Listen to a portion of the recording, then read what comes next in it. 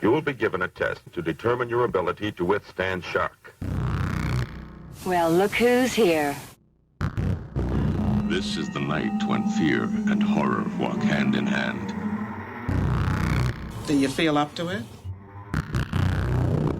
The most terrifying form of evil is that which lurks within the human mind.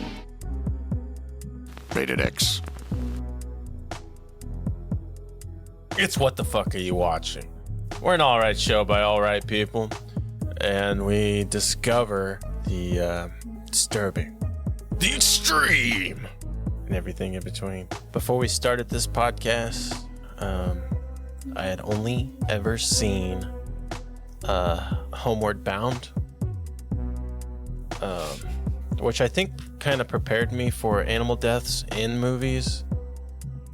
You might not know this, but they flung 20 some cats off a waterfall trying to get the right shot in that movie. What? They fucking wrecked cats in that movie, man. That's so I mean, that sad. checks out. We're not. It's like we rebelled against our genetic ancestors. We were like, you know what? These creatures aren't majestic or godlike or ethereal. Let's fuck them up. There's more than one way to skin a cat. Hell yeah. But only one way to stab a pig. Well, we already know that's not true, because we've seen at least two. Yeah, they fuck those pigs up too. Or Papua New Guineas. Lisa, do you mind telling me, what the fuck are you watching? Unfortunately, I watched Black Metal Veins from 2012. Hell yeah. Good And old you know what? Lucifer. Lucifer Valentine. And I just want to get it out of the way now.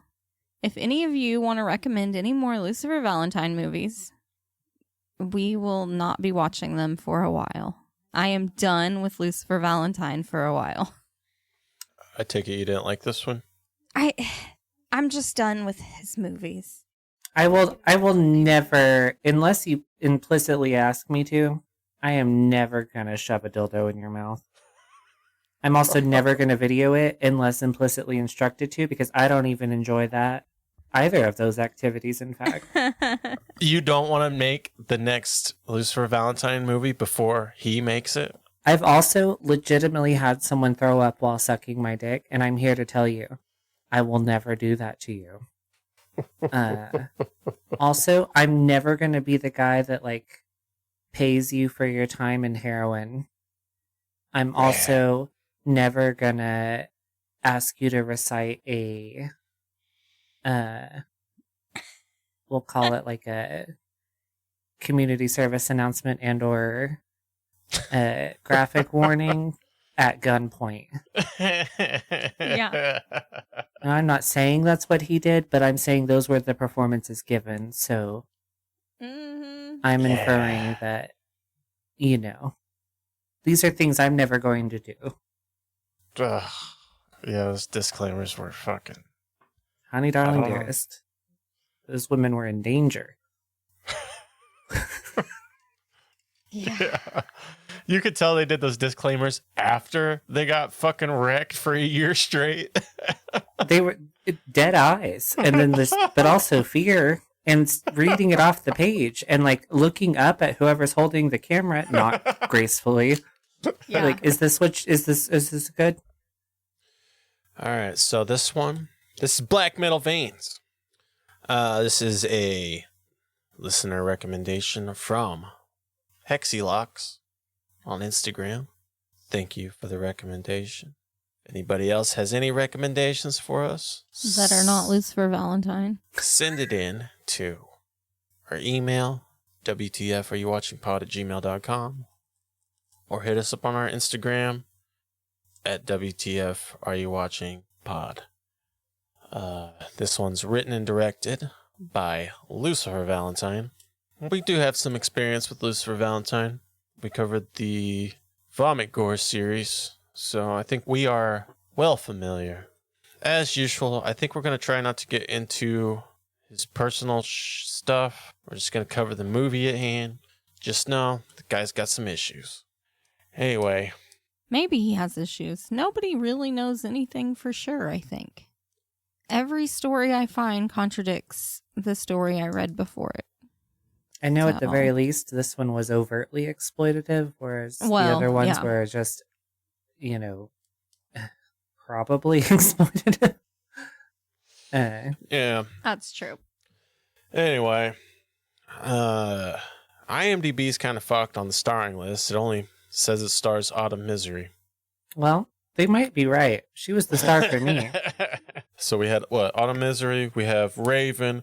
We have Brad, Chris, Doom, and Brad's parents. Was it Brad's Brad's- parents, and then we have Oh, that Raven's boyfriend. Mark or something.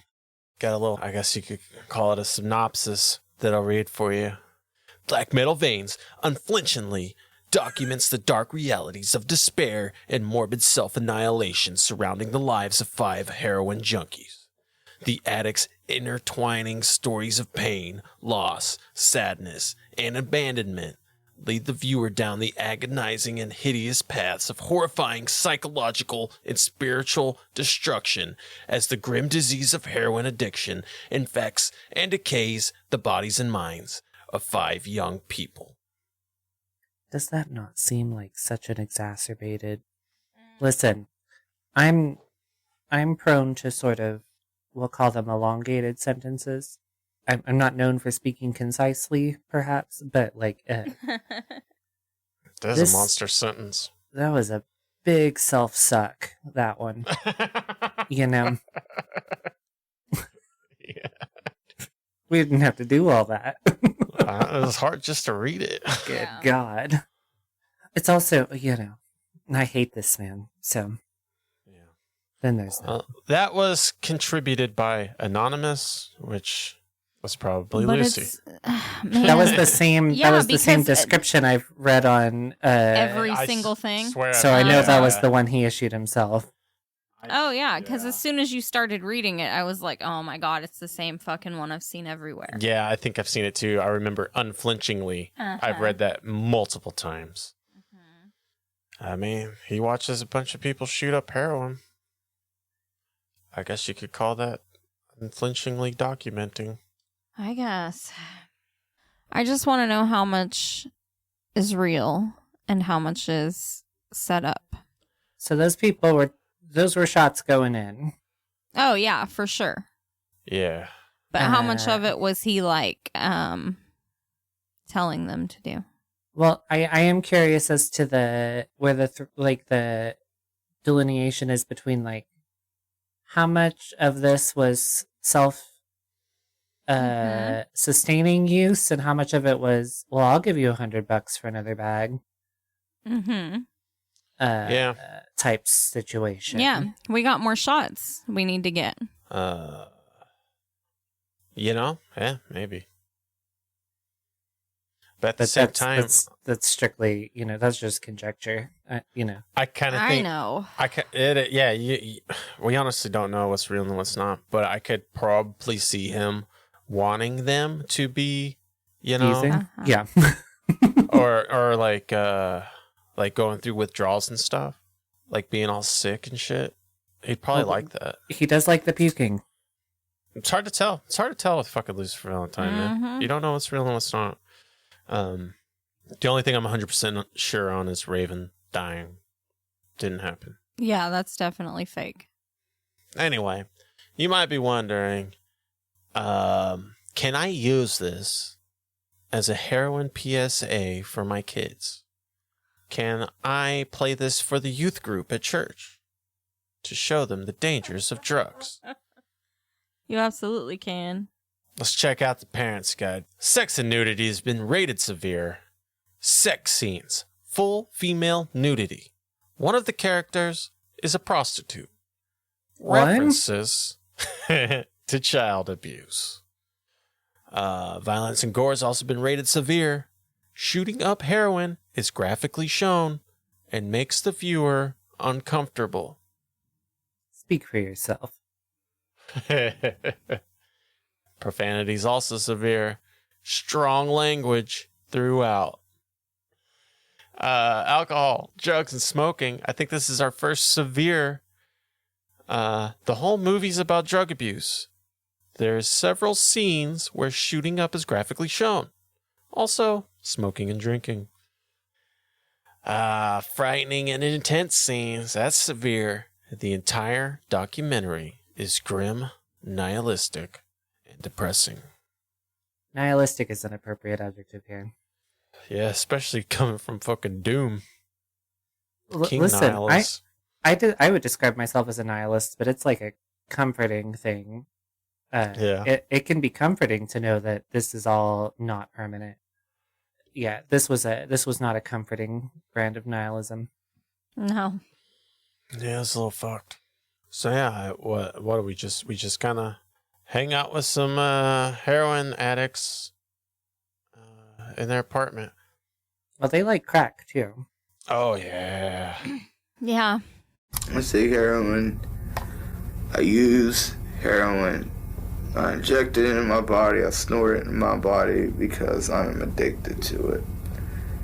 I am a walking fucking abomination. Yeah, so I mean, I guess we're just kind of following the lives of drug addicts that also like black metal. It's called Black Metal Veins, but I think black metal kind of takes a back seat. Well, we lose the plot on it real quick, don't we? Well, I don't know.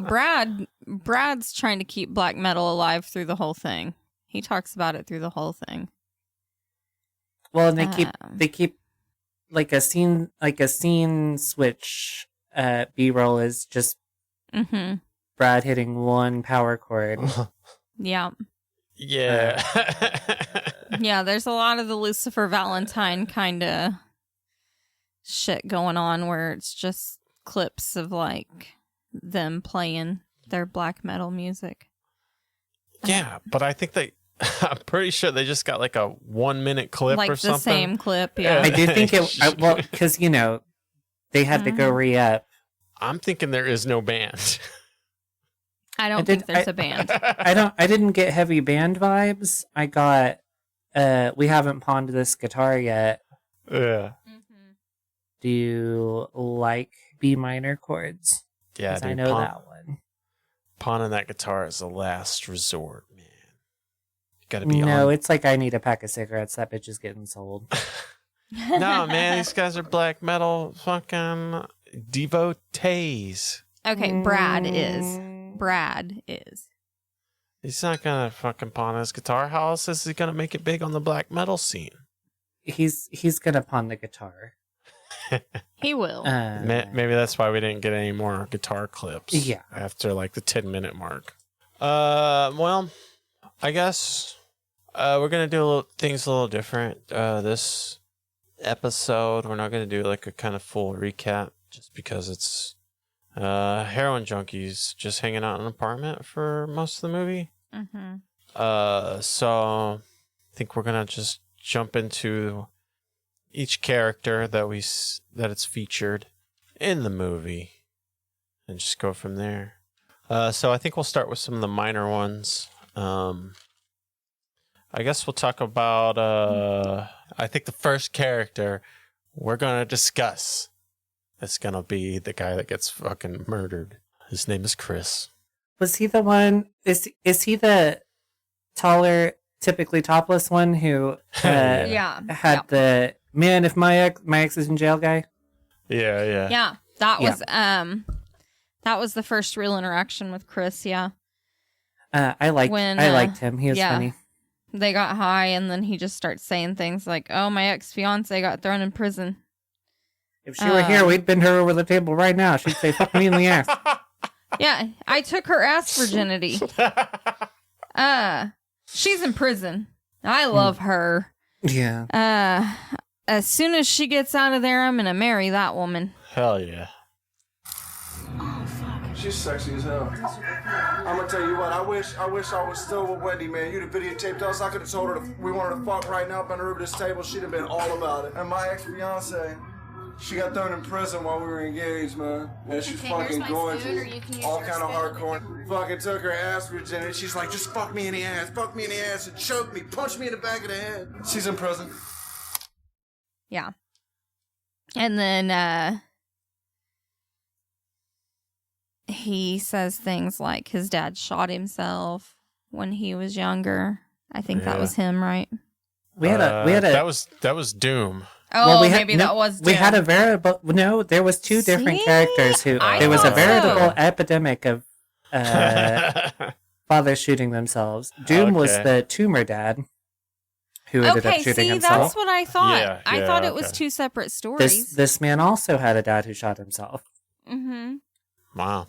So, Hmm. you know, He also talks about how, he lost his kids. Yeah. Another thing. another I think consistency. Yeah. They all have Yes. in common. Yeah. And then also in that same conversation, he says, "We shot a bunny with a nail gun and threw it on the grill." Thankfully, we were not treated to a depiction of this. I know. Just like he just says it so Fuck. casually, like all of their other conversations. They just say this off the wall shit so casually because they're all on drugs, obviously. Yeah. This is Yeah. a thing. It brought back floods of memories for me. It's like Yeah. when you meet a new group that you're doing drugs with now, you get the flash, the play-by-play of their entire life. Like all of their either legitimate or fabricated core memories are just vomited at you in rapid fire succession. And yeah, 90% of the time when we're just hearing these stories, we're just kind of sitting in the living room.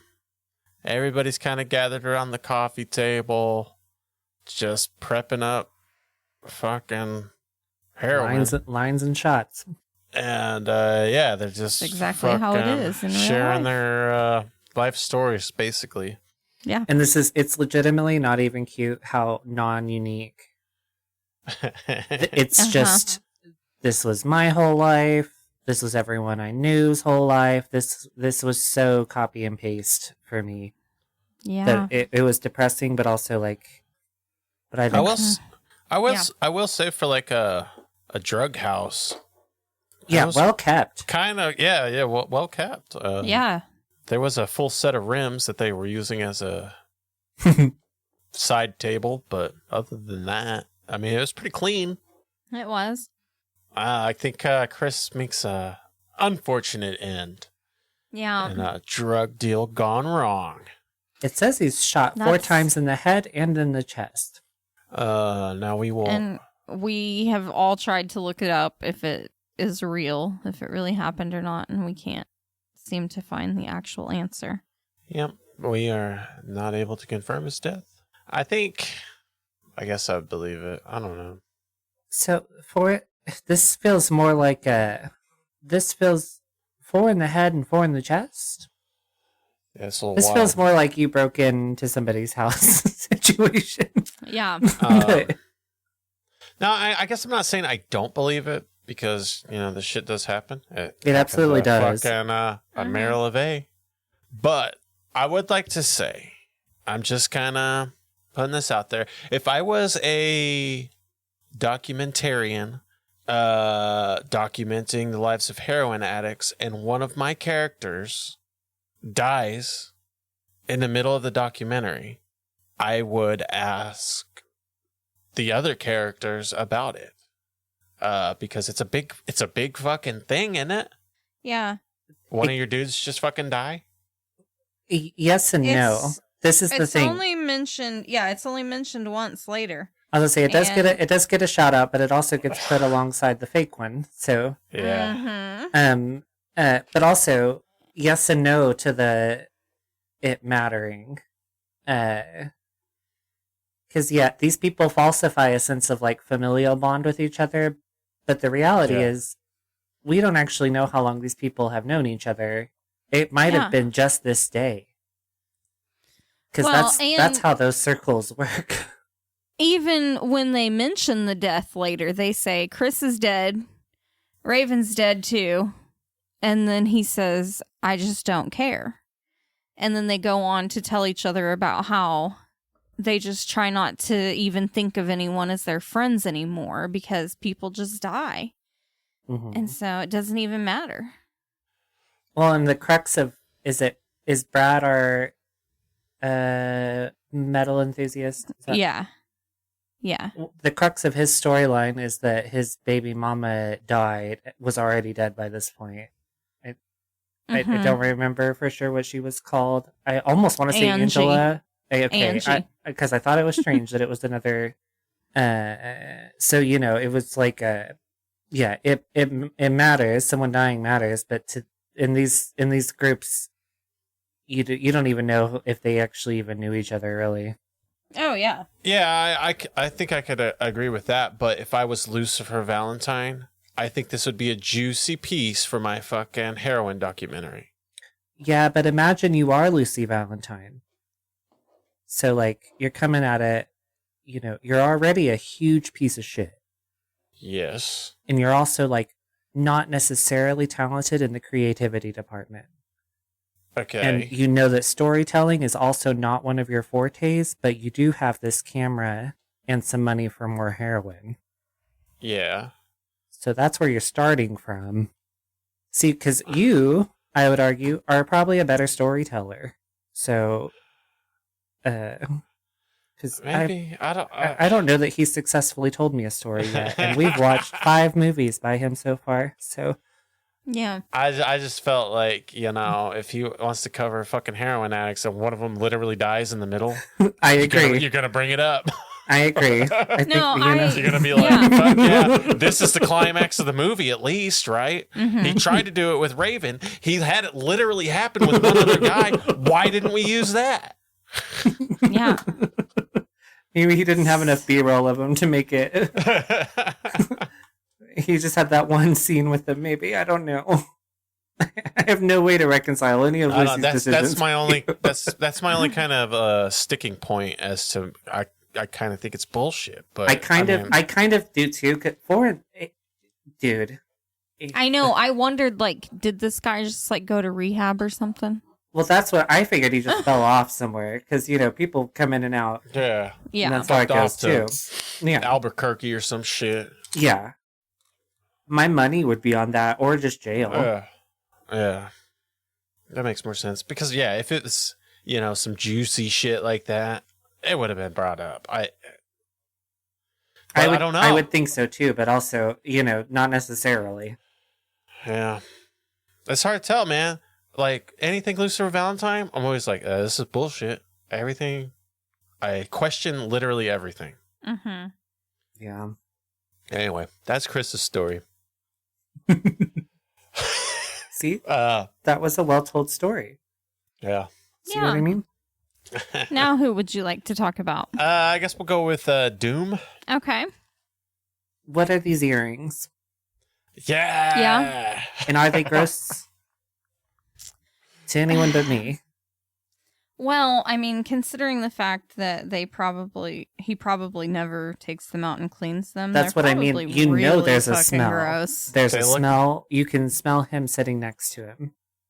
Yeah. Because I've interacted with some gauges that weren't appropriately cared for. Yeah. Mhm. And I know Yeah. at least the bigger one of the, because he had these 3, we'll call them like Medusa-y, like snake tentacle things on either ear. Yeah. I mistook them for like sideburn situations when I first saw them. They in fact were earrings though. And at least the one, like the biggest one of them, was at least slightly gauged. Like, because it was big and round. So I know there's a smell. Oh yeah, this shit smells like shit, man. And also, And- I don't think he actually uses hair gel, but his hair does not move. Yeah, dude, I swear his ears had like kind of some black and like funkiness on them. Oh, yeah. Otherwise, though, I actually really like Doom. Yeah. He's an appropriately named. He's very doomy. Oh, yeah. I know exactly where I stand. Nowhere. He's only nihilism and, sort of nihilist to the 9th degree, though. Like, Yeah, he's just monologuing, dude. Oh, Like, yeah. he's- well, that's someone who's spun out anyway. But then you get these, because you get the happy ones that are just like, they know they're a fucking burnt up idiot, and they're kind of okay to hang out with. These ones are the ones that are exhausting, though. The ones who like are convinced of their own like depth and like spirituality and stuff. Yeah, That's an maybe. exhausting energy to be around when you're fucking. Oh, yeah. Maybe, but at the same time, dude, I think Doom might be the most chill one out of that whole fucking group. I don't know. My money's on Raven's boyfriend, and he's because an extra chromosome or two can make you a real chill bud. Nah, something's fucking wrong with that guy. We did not see it on camera. I don't trust that motherfucker for a second, dude. So I might be completely wrong, but isn't he the one that shot Raven up before she died? Yeah. Yeah. Okay. He's also the full-grown man with almost a speech impediment level of affectation. You rewatched the movie, right, Liz? Yeah. Did it say where he was from? No. Not that I remember. But this is what if I had to guess, it's like Cincinnati or somewhere up by like Boston or Marlboro area, because like they have that weird R thing going on. But then his was so severe that I was like, is this like a guy that should have been in speech therapy as a kid? I guess we don't really know what happens to Doom. No, we don't. He's only featured in like the 2 scenes, I think, right? Like He doesn't get a lot of screen time. he's in our first group session for a while at the beginning, and then he makes a reappearance to shoot up Brad in the neck because Brad can't shoot himself up. Yep. Yeah. So I guess Doom's just living his best life. Yep. Getting up to whatever bridge trolls do in the day. I don't know. All right, the next fucking character we're gonna get into, I think it's got to be Mark. This is the boyfriend. This is the boyfriend. These names are not landing for me. I'm so sorry. Yeah, this is the boyfriend of Raven. Mm-hmm. He, I think, is in the Navy or something. Well, that's what she says in the beginning. And he... What do you think his gig was in the Navy, by the way? Now, I've met some fucking duds from all branches of military, so I'm not... I couldn't even really tell you what the fuck the Navy does, to be honest. I know they, deploy a lot, but it's, not a typical... Not what I would think a deployment is. They just go, I don't know, fuck off in the ocean for a little while. Yeah, they just hang out on the boat. They call it a deployment? And have lots of gay sex. The running gag is that they are all homosexuals. Maybe. Fuck, I don't know. I don't know what they do. I mean, you just take care of the fucking boat? I think it's money laundering. Yeah, what else could it be? For the Pentagon? I'm pretty sure that's what's happening. But well, I was like, I know that some people would have jobs similar to what you did, where they're like calling in attacks and things like that, like calling in fire. Yeah, but this isn't a guy you'd give a real task to, right? This is like a go mop that floor kind of guy. Yeah, he's probably like the cook or something. Yeah, he might chop up the onions. Yeah. Maybe, I don't know. I've done naval gunfire. Yeah. Of course, we never used it because it's in the middle of a fucking desert. Yeah. Yeah. Yeah. I don't know what the fuck these guys are doing. They fishing trips? Also historically pretty gay. Anyway, that's fucking beside the point. Anyway, this guy's in the fucking Navy. He's gone. Raven is spending all his money on drugs. Mark is not a drug user. So he says. Mark also has... He's in the Navy. He has to say that. Mark also has a very suspicious accent. Yes. Don't know where it's from. I swear he's a Frenchman trying to hide his accent. I don't like what it does to her, physically and emotionally, and Raven has 2 kids. She loves her kids more than life itself. There's... I don't think so, man. It might be. I think it's a mix of Northeastern and a speech impediment. I think he's got that thing where they can't do their R's. Okay, he's not a Frenchman, but he is a pussy. A French Canadian. He's just a French Lucy Canadian. Lucy homie, exactly. French Canadian, super rural trailer park boy. Okay. See, that's a good example of a word this man could not even say. Was there a colon in that word? No, that was actually a semicolon.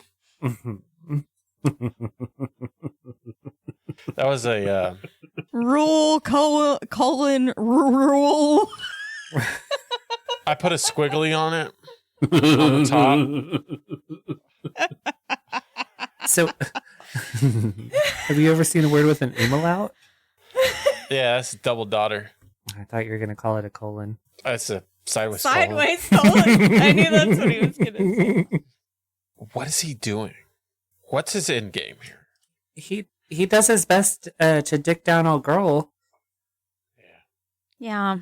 That's about it.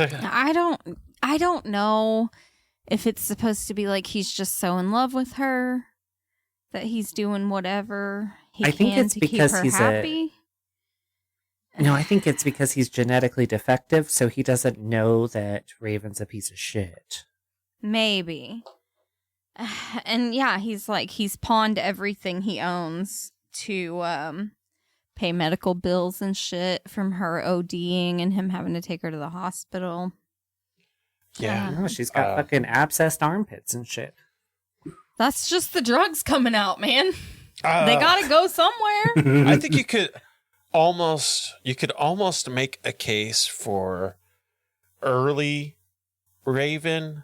She is like a healthy weight. So this is definitely got her issues. This is a common thing though. She's obviously pretty. She was a very pretty woman. Yeah. And then but that was her personality. And now Mark is also kind of cute. He's not he's terrible cute in looking. like relative to the fucking crack den that we've been living in for the last 6 months. That's probably influencing it a bit too. It's just maybe by proxy type situation. But like he's like cute. He's not hot. He's cute. Yeah, as long as he doesn't talk, he's fine. No, for sure. As soon as he starts speaking, you know this is like a blowjob buddy, and then go home, like type deal. Yeah. This is not a hangout for a while. Yeah, I just don't know what his deal is, man. And he's like a complete enabler, like 100%. Like in Raven's like darkest times, he's just shooting her up. He's tying her off and shooting her up. See, but like he's a simple creature though, because he knows, well, if I get her there, I can just rip her clothes off and put the dick in. Yeah, I mean, okay, so there is one part where he's like, Satan has a hold of Raven with her drug abuse, you know. Satan has a hold of Raven and Brad because they can't stop doing drugs, blah, blah, blah. Like, I don't know. He has this whole little speech about... Oh, I forgot about that. Uh-huh. And then later on, we see him shooting her up with what is supposed to be her fatal dose. Which maybe this was when the acting began or something. Yeah. Because this is also, if I'm not misremembering, we're up in there, cinematography-wise, on pretty much every shot that goes in. Not so much this one. I just think it's weird that he was shooting her up. Especially all of a sudden when she's been perfectly willing to do that herself this whole time. Yeah, and she's been the one shooting Brad up because he's the one who can't shoot himself up. Exactly. Like, she's been fine with shooting herself up. Why does he need to do it now? But I mean, she didn't die. So it's not like he fucking killed her or something. Yeah, also, none of it makes sense. Literally nothing makes sense. my favorite thing that whatever the fuck his name is said. Mark? Yeah. Is when he was kissing Raven and he said, "Oh, it tastes like crack with camel." Oh, yeah. That was great. Crack with camel. Which God made me damn think it. he did just get back from deployment and probably spent a little too much time with the wildlife.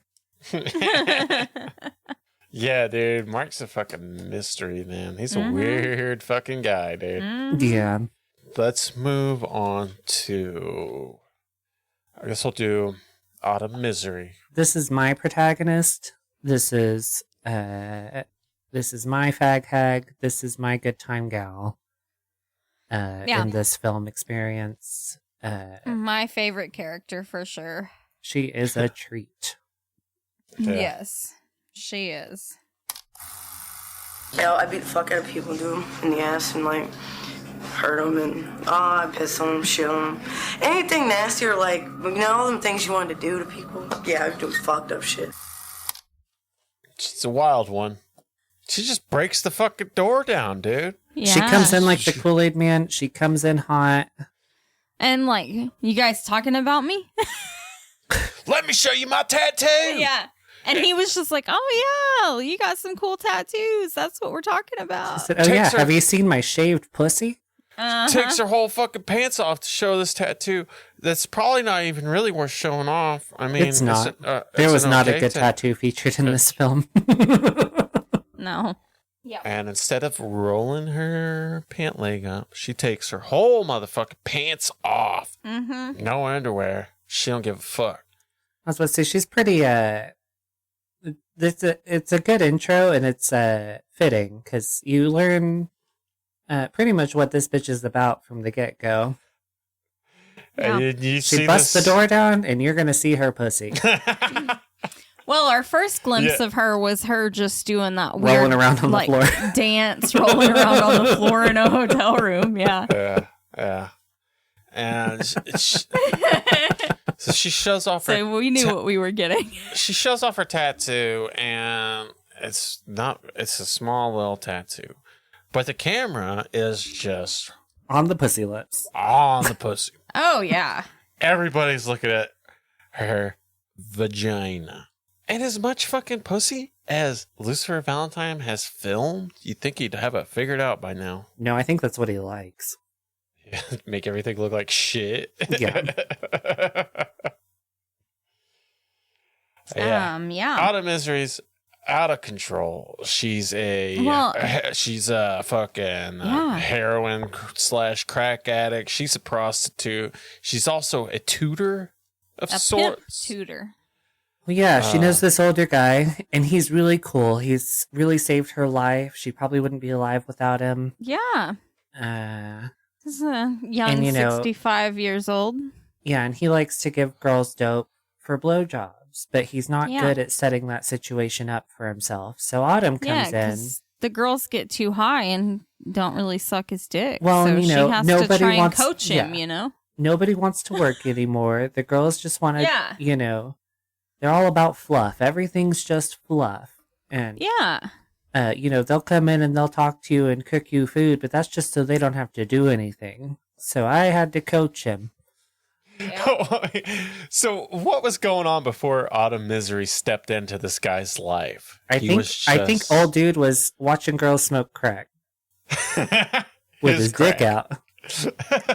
Just hoping they would finally fucking touch it.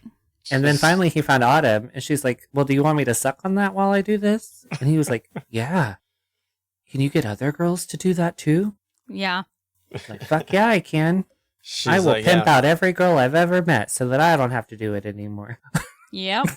Yeah, she teaches him the ways of the crack whore. She's Yeah, like, you she's give him just a good friend. one little hit, and then you say, "Suck this dick."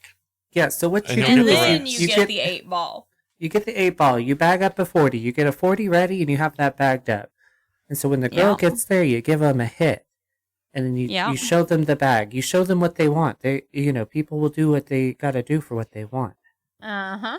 And then I go out and I talk to the girls, and I say, "Oh, you're hot. What are you into? What do you want to do? Well, this guy wants his dick sucked. You want to do that?" So you can play with me in front. And then she also says that, that always works because everyone's a lesbian when she's involved. Because, even though the girl's not a lesbian, she said, "I think I would be for you, Autumn." Yeah. Oh my gosh, I forgot about that. Just gotta show off that tattoo one time. Got him. She said, so yeah, I'll give her another hit and then we get to work. And it's important to mention that she goes on a large part of this diatribe leaning on a toilet. That's And what also- I was gonna say. Yeah, And her hand goes back and forth from toilet seat to face, toilet seat to face, toilet Yeah. seat to face. Mhm. We do a lot of face rubbing and a lot of toilet seat rubbing. And then, Yes. every now and then she's got to take a quick little vomit break. And I just think she's real fun. Yeah, she spent most of the time talking over the toilet. Yeah. Yeah. And like, At some point, doesn't some of the other crew fucking bust into the bathroom while she's fucking doing her little monologues, and they just jump in and say, gutter slut, or some one of my shit other like that. favorite lines is she's talking about the girl sucking dick for the crack, and Brad is also in the restroom just off to the side. AIDS. Oh yeah, that's what it was. Yeah, AIDS. yeah. It's probably not wrong. No, at the very least, they've all got hepatitis. They're all sharing. Not a clean needle to be found. Yeah. Yeah. Uh, And then she says at one point that she's pregnant and that she's trying to save money to have an abortion. yeah, because the love of her life got her pregnant. He's in jail now. And she before can't- that, though, he really made her feel bad because he was calling her stuff like a drug addict and a whore. Yeah, when she told him she was pregnant, he was like calling her things like a drug addict, and he made her feel really bad. Yeah. Because, like, why would you call her that? It might be all the drugs she's doing. It's kind of like how Raven used to be a crackhead. There is something Yeah. poetic about having a crack pipe in your hand. What's the Mitch Hedberg joke? I used to be a pothead. I still Yeah. am, but I used to be too. Yeah. Same gig. But yeah, she's trying to save up for an abortion. Mm-hmm. She's got And, nobody and no one. She's all she's got. And we see Brad shooting her up in the stomach right after she's talking about she's pregnant. And that seems to be effective, even though that's not really Yeah. Yeah. how that's not how anything's gonna work. You just shot it right into her fat. Like, Yeah. that's all just fat cells. Yeah. But it's okay because it's coupled with some diligent finger blasting by Brad. That's what I was going to say. He fingers her while he's doing it, basically. It's like a double penetration, but Yeah. even But not sadder in than a normal. cool way. Yeah. Yeah. Do you guys think that this was a naturally occurring thing, or is this No. Lucifer interference? I think this was staged. This was the product of some direction. I think Autumn is, by her own accord, probably the most accepting of direction of any of this cast, probably. I think that it's either one of two things. I think that either she wasn't really pregnant and he just told her to say all of that so that then they could do the stomach shooting up thing and make it more like shock, you know? Or she was pregnant and he was like, oh, you want an abortion anyway? Let's go ahead and shoot you up in the stomach. I just don't know which one it is. For me, none of that mattered. It was that I didn't know what these people thought shooting up in the stomach would do for them. I know. But I guess That's what I really think it's just the shock value of like Yeah. she went from saying she was pregnant to now they're shooting drugs into her stomach. Yeah. No, I get that. I think that's what it is. Yeah. You know. I'd argue that's probably a 'Cause- Lucy. That's probably a Lucy shtick. Oh yeah. I kind of think so too, because then, like, I think a literal rape happens.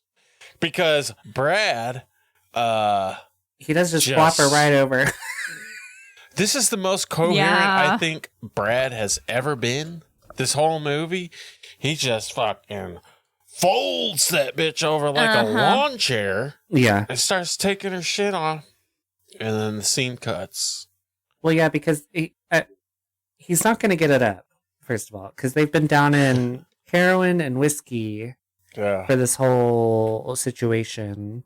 And I don't know if you've ever done any heroin and whiskey, but what's not going to happen is an erection.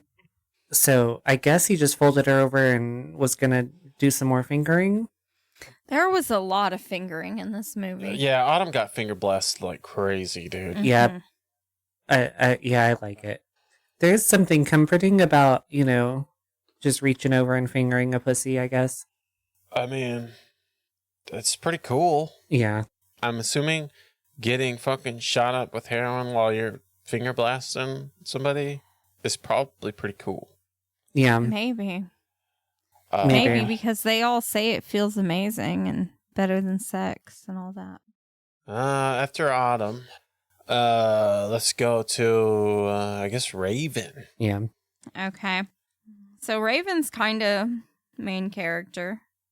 Yeah, she's one of. You It's know. like this is basically the Brad and Raven story, mostly. Yeah.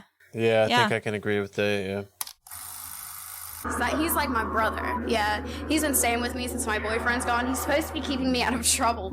I spent like $1,200 in a 5-day period of his money cleared out the fucking account altogether. Drugs. All of it on drugs. No groceries, no food. Well, I bought some candy. Now, Raven starts off real bouncy, kind of. I guess she almost stays that way.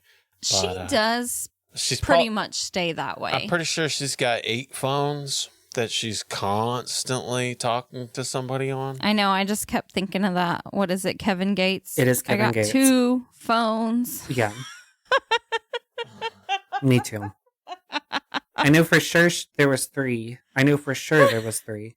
But one of them was a house phone, right? Yeah, one of them was. Which I haven't seen one of those in years. So She's talking to her fucking Navy boyfriend on one phone. She's talking to her mom on another phone. She's probably talking to a drug dealer on the next I was gonna phone. say, yeah, she's got the Connect on at least 2 of those. She's fucking wheeling and dealing, dude. Yeah. She's got a pet rat. Oh Yeah, I think it's her apartment that they're in for basically the whole movie. Yeah. It is because that's Seems her. to be. That's her closet. Well, her and her boyfriends. Yeah, because that's her she closet says- and bedroom situation. Yeah. Yeah, because she says she'd lived there for like 9 months or whatever. She's like, I've been dating my boyfriend for 9 months. I moved in here when we started dating. And her boyfriend's, in the Navy, like we said, off. And Brad's like, oh, her boyfriend lets her get away with a lot of shit. She was like, yeah, he does. Yeah, dude, they're all fucking railing Raven. Mm-hmm. They all have an almost kind of, I don't know if I would call it optimistic, but they all are basically saying like, we dug our own grave. There's nobody to blame but ourselves.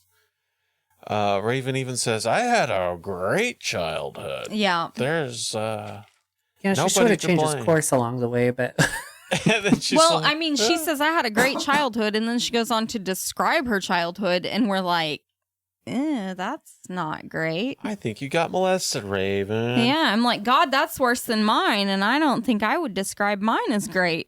Raven also has 2 kids that she does not have custody of. Shocker. Because she was scammed by her mother. She was Yeah. scared. Yeah, It's not at all the activities or behavior. No.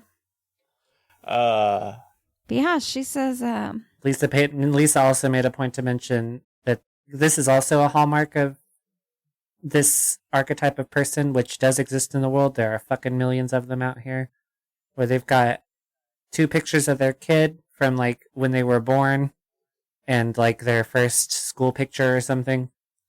yeah. And these are the Yeah, ones they're that like, oh. Yeah, these are what they tout out for their fucking sympathy points. Uh-huh. Even though Yeah, they show you a picture of like a toddler. They're like, oh, look, this is my baby. And you're like, oh, how old is he? 16. Oh, he's 12 now. my pride and joy. And I'm like, I oh, died for them. that's your only picture? Yeah, that bitch is 4 in that picture, my dear. I'd do anything for my kids. They're my babies. Yeah, the modern version of it is every birthday they'll post the picture they have on Facebook, the one picture of them together, and it's from their like second birthday party, and it's like happy 13th birthday, Braxton. Yeah. And these people are real. They are among us. And you know what? It is terrible. It is terrible that these people don't take care of their kids. But I get how easily it would be to slip into not taking care of your kid when you have them young and you're fucking on drugs. You know what I mean? Like, I don't judge anyone's journey, and I would argue a lot of these kids are better off for not having been with their parents.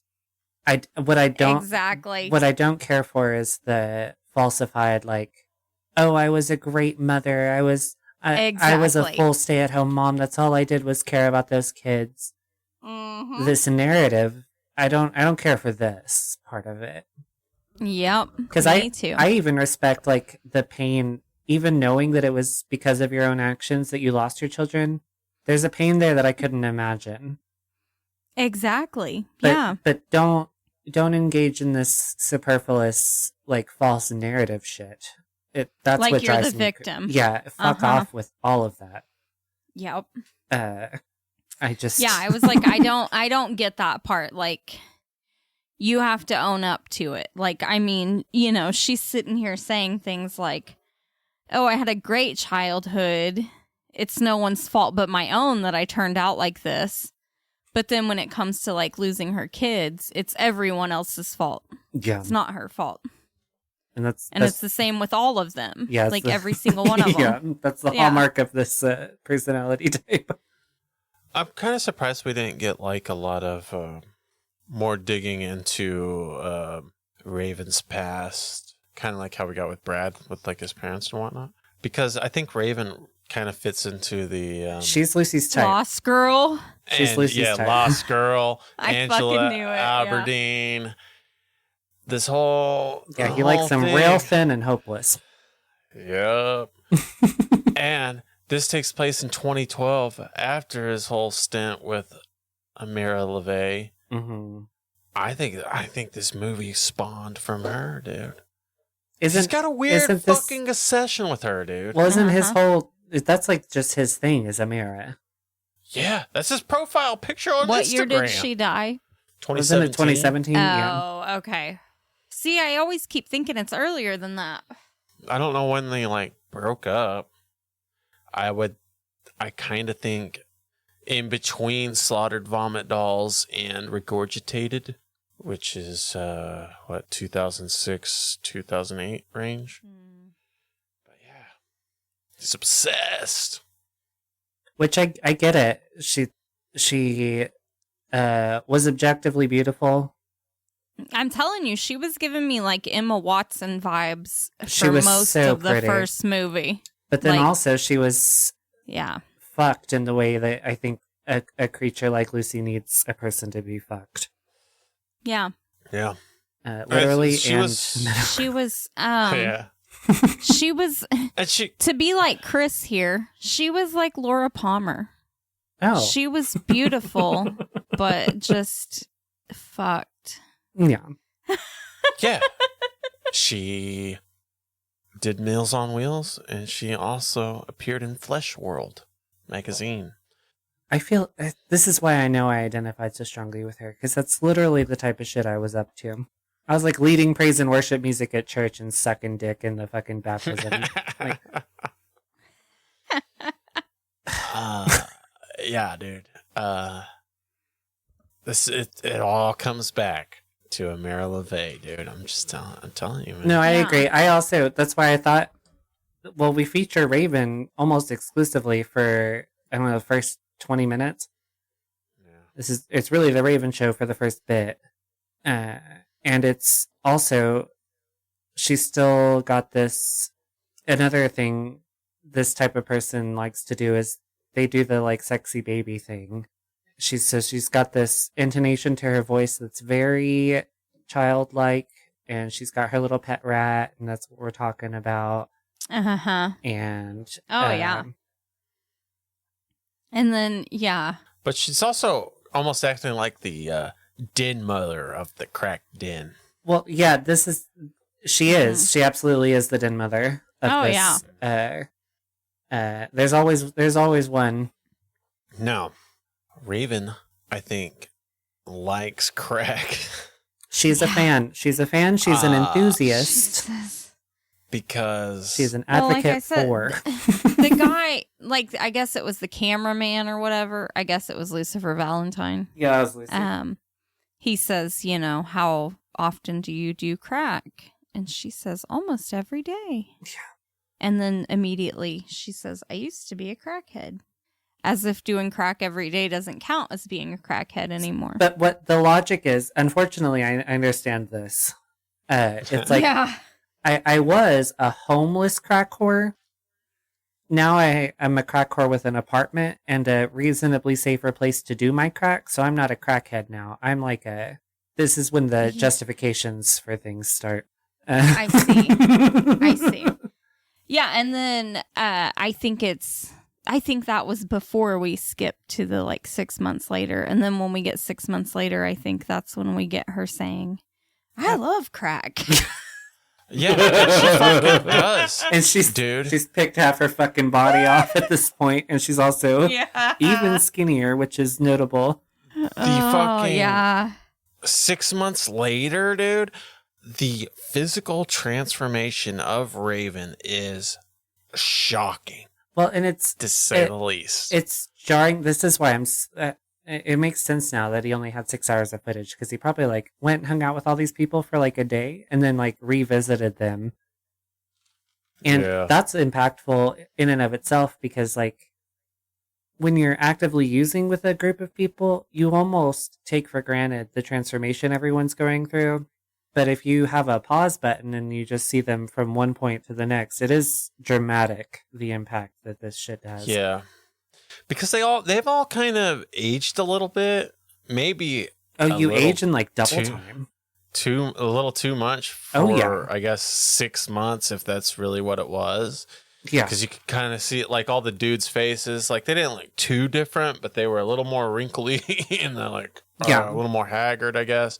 But Raven, dude, bruh, pure crackhead mode. Skeletor. That was Skeletor. Yeah. Skeletor with Lisa made mention. I can tell she's had babies, because we feature a lot of costume changes from Raven, because we are in her apartment, so she's got her closet here. Yeah, and this I also identified with. You're on drugs, Yeah. Well, this is the thing. I do costume changes sober, so. But when I was on drugs, I swear to God, every time I went into my room, I'm changing outfits. Oh yeah. Okay. It's a thing, yeah. Well, and we had this giant mirror thing set up, and we would all just sit there and hang out and fucking fuck with our hair and change outfits and shit. I don't know, man. But we have a kid that does that, and it pisses me off. Oh well, yeah. That's oh, you have an entire load of laundry in one day? Okay, see, but I don't do that. If I wear a shirt for a couple hours in my home, it's not going in the laundry unless I was engaged in floor scrubbing or something stupid. Exactly. Yeah. I don't appreciate excessive laundry either. No, if anything touches her skin, it's got to go in the laundry. Yeah, get fucked. Not for me. We can fuck right off with that. Oh, man. Anyway, yeah, dude, Raven's fucking not looking good, man. She's got parasites. That's what I was going to say. Later on, yeah, they mention she claims Raven has parasites. I don't know. And I'm like, she's just on drugs. I think this is not I don't think she's actually parasitic. I think it's, like Lisa said, she's just a picker. Because some crackheads are pickers. I would 100% be. If I was on You're fucking... already a picker. Exactly. Like, if I was on fucking meth or crack or something, oh, it would be so bad. Because I already pick at everything. Yeah. Well, it exponentially compounds upon itself, that instinct or whatever. Because they do just start ripping the flesh off their bodies. She's definitely doing that, but she literally says, I have parasites. I think I got them from a dirty needle. Yeah. Which she has probably, she might have parasites. I don't know. She for sure has hepatitis. Yeah. And she said, oh my God, needles have germs. I mean, I'm not a doctor. I'm just saying. It was just so fucking crazy for somebody to so nonchalantly say, I have parasites. Well, because one of the guys in the background first said, and everybody else Autumn is like, or Raven has parasites. That's how it started. One of the guys said, Raven has parasites. And she was like, yeah, I have parasites.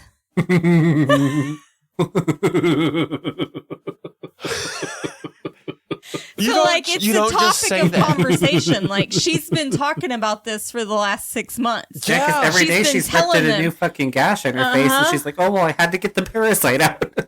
Yeah, every single little spot she's picked at, she's been telling them about the parasite she got out of it, you know? Parasites now, god damn it. And so, I know, yeah. that's what it starts to make you feel. You're like, I feel like I have shit now, because I'm hanging out with you. Yep. And so, me the parasites. For 6 months, she's been telling them about her parasites. So they're just making jokes about it on camera at this point. Like, oh, yeah, Raven has parasites. Was parasite mentioned before or after the armpit abscess? I think around the same time. Yeah, she's just fucking showing off her diseases, dude. Okay, so I think it started with the armpit abscess, I think so, and too. then it moved on to parasites. I think so, as well. Afterwards, yeah. And I believe it, dude. I believe she has parasites. Because, yeah, she's like, I got this abscess on my armpit. And she was like, you know, when you're shooting up and you miss, the drugs have to go somewhere. So they just make abscesses on your body and come out. It's important that she makes the distinction to mention that she's not a doctor. Because yeah, I know. I would have had no way. I would have had no way of knowing if she hadn't have mentioned it. She says all this, like, you know, highly intelligent medical stuff, and then she tells us she's not a doctor, and I was just mind blown. I said, no way. Yeah, dude. And the whole time she's talking about it, she's just armpit up, showing off her giant fucking cyst looking thing. Kneading it, like squeezing it. She's like, eventually the ooze will come out. And I'm pretty sure that's... I'm going to get high as fuck when this drugs come out. That's what I was going to say. She's going to fucking shoot that shit up. As soon as it blows out of her fucking armpit, dude. She's going to shoot up her own pus. She's going to fucking break that shit up on a CD case, and she's going to shoot that shit up. I hope so. Guaranteed. I love that journey for her. And it's also noted, it's 6 months later, she's also forgotten to box dye her hair. Because...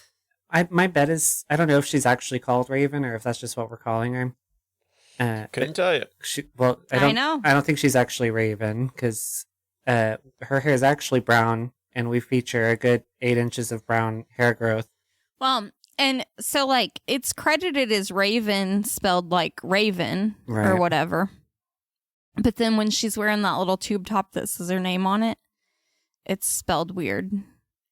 Spelled like R-A-Y-V-E-N. I didn't even read any of the shit she had on.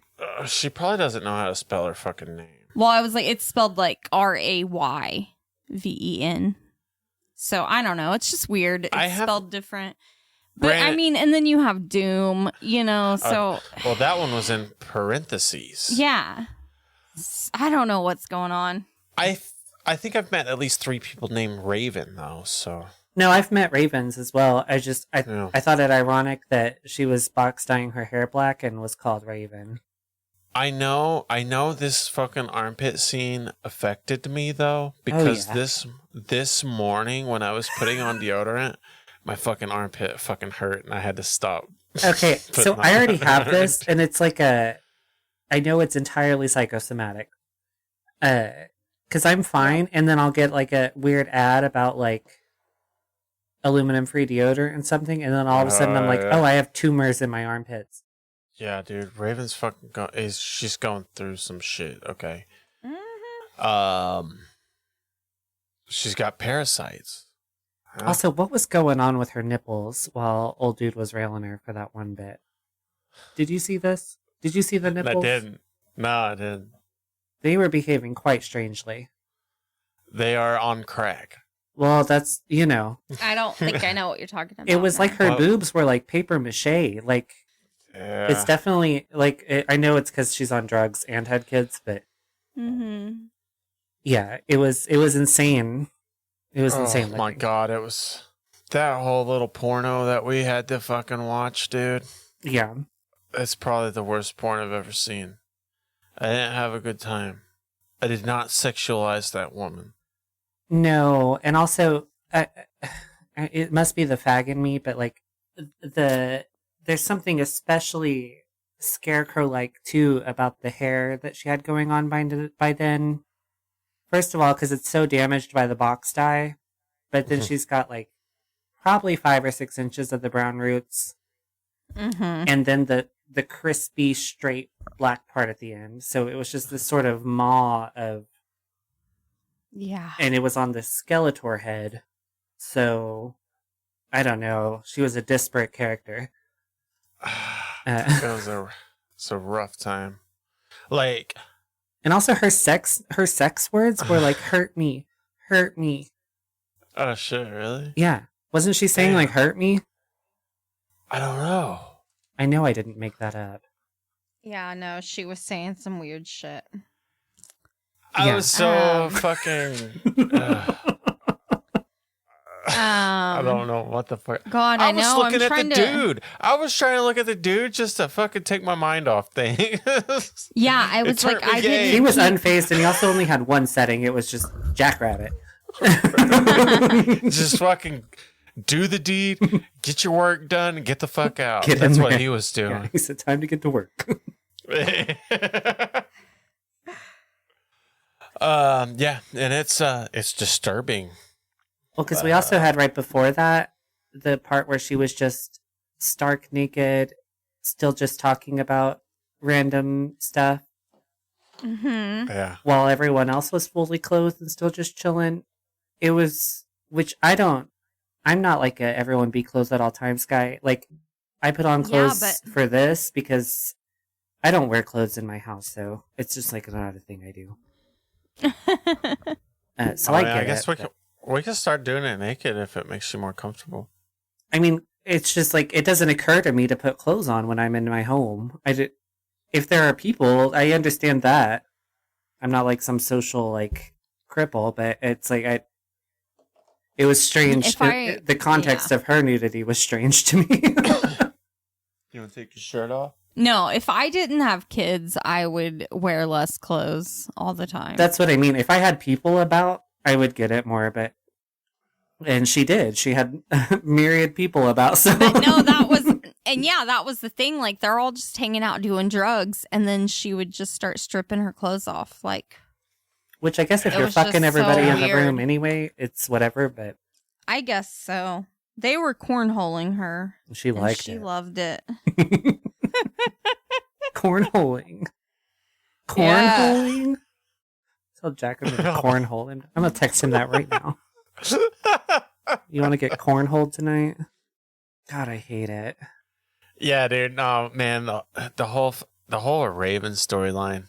probably hit me the hardest. Because I don't know, man. I don't know if it was just me. Like, I guess this is supposed to be like a PSA against heroin and crack and all that. But all these people we were following did not give a fuck about being on heroin and crack. They were loving it. They were loving life. Yeah. They were living the dream. They were living the dream. Maybe a nightmare dream, but it was a dream. This is hell. They were just saying the funniest shit. They like none of it was kind of encouraged or glorified by any means, but it wasn't like this is your brain on drugs. Or maybe it No, was. except I don't that know. it was. I don't But know. yeah. Well, I mean, It was. and we I don't know have how to to keep explain. in mind. We have to I know keep what in you were mind talking that about. we're It's like just- the active users weren't like, don't do drugs, kids. Because normally Yeah. in this type of stuff, you get, Mhm. we're used to like repentant users in this kind of Yeah. content. And Yeah, that is okay, not what was featured here. Yeah. Yeah, they're all literally deteriorating, but they're like, this is great. I love it. Oh yeah. But it's like Raven is showing it. Well, that's what I think that's probably why she hit you the hardest is she's got the most dramatic physical manifestation. And in a way it's probably yeah, like I said earlier, it's impactful because we get the like pause button. Had he like stuck with this group for a while, you wouldn't have noticed it as severely, but because there was like even if it was just 6 months, because that's dramatic for 6 months, but that is how it happens.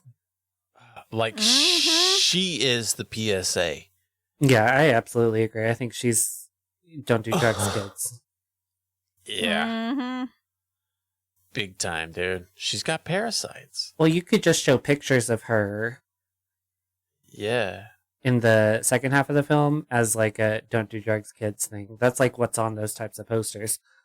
Yeah. Oh yeah. A little before and after of Raven, dude. Yeah, that's all I need. Yeah. I don't need to see the armpit fucking abscess. I think you should have to.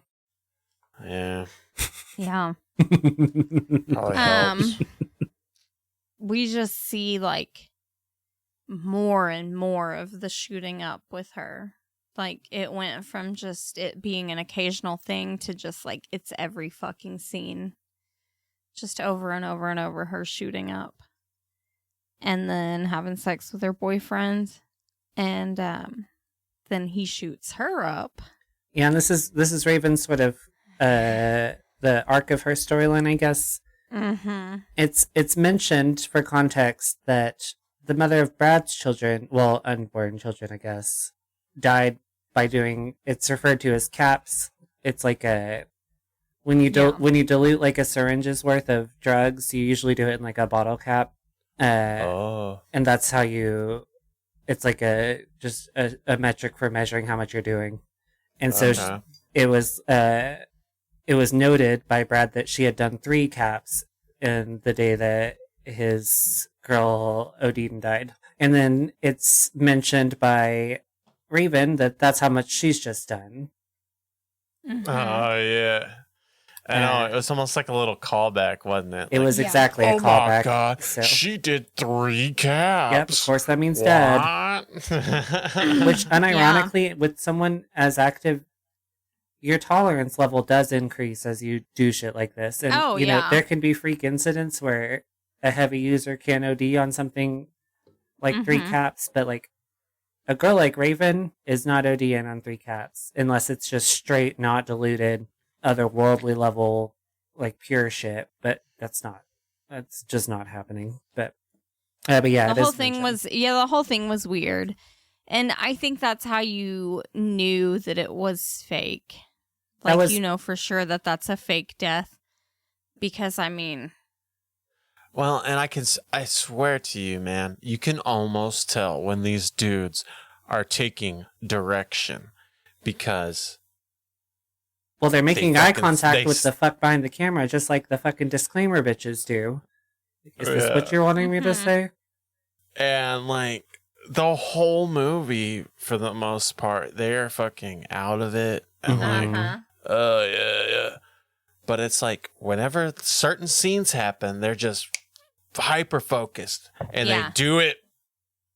Well, this like is more fucking conjecture, robots. but is this well, before I give you this bill to go get another bag, let's shoot this thing.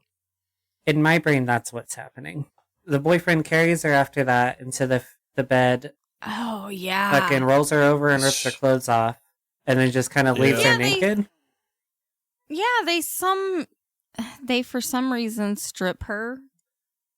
And then they just like leave her on the bed. My guess was to for die. ease of use because, you know, it's going to be time for their rotation to kick in at some point. Yeah. But then the next clip is of some fake blood poured all over the bed with her. Like really red blood. Yeah. Naked, distraught chick fucking sprawled out. That's the Lucifer Valentine special. Yeah. Yeah. So who's left? Just Brad and his ilk? Yeah, it's Brad. You don't just become a Satanist or anything, man. It's either fucking born in you or it's not. You're not gonna know when you're a kid if you're a Satanist or not, you know? I'm just saying, you know, you just become awakened one day. That fucking quote, do what thou wilt, shall be the whole of the law. Just, like, that's the way it should be. Don't deny your basic primitive human fucking... Although I do believe in a higher power, something had to fucking create all this bullshit. I'd much rather fucking burn for eternity than to be up there doing fucking push-ups. And this is our sort of de facto main character. Yeah, you can definitely tell he's like the dude. Well, he's obviously the one with the most connects because he's who we go through for drugs every time.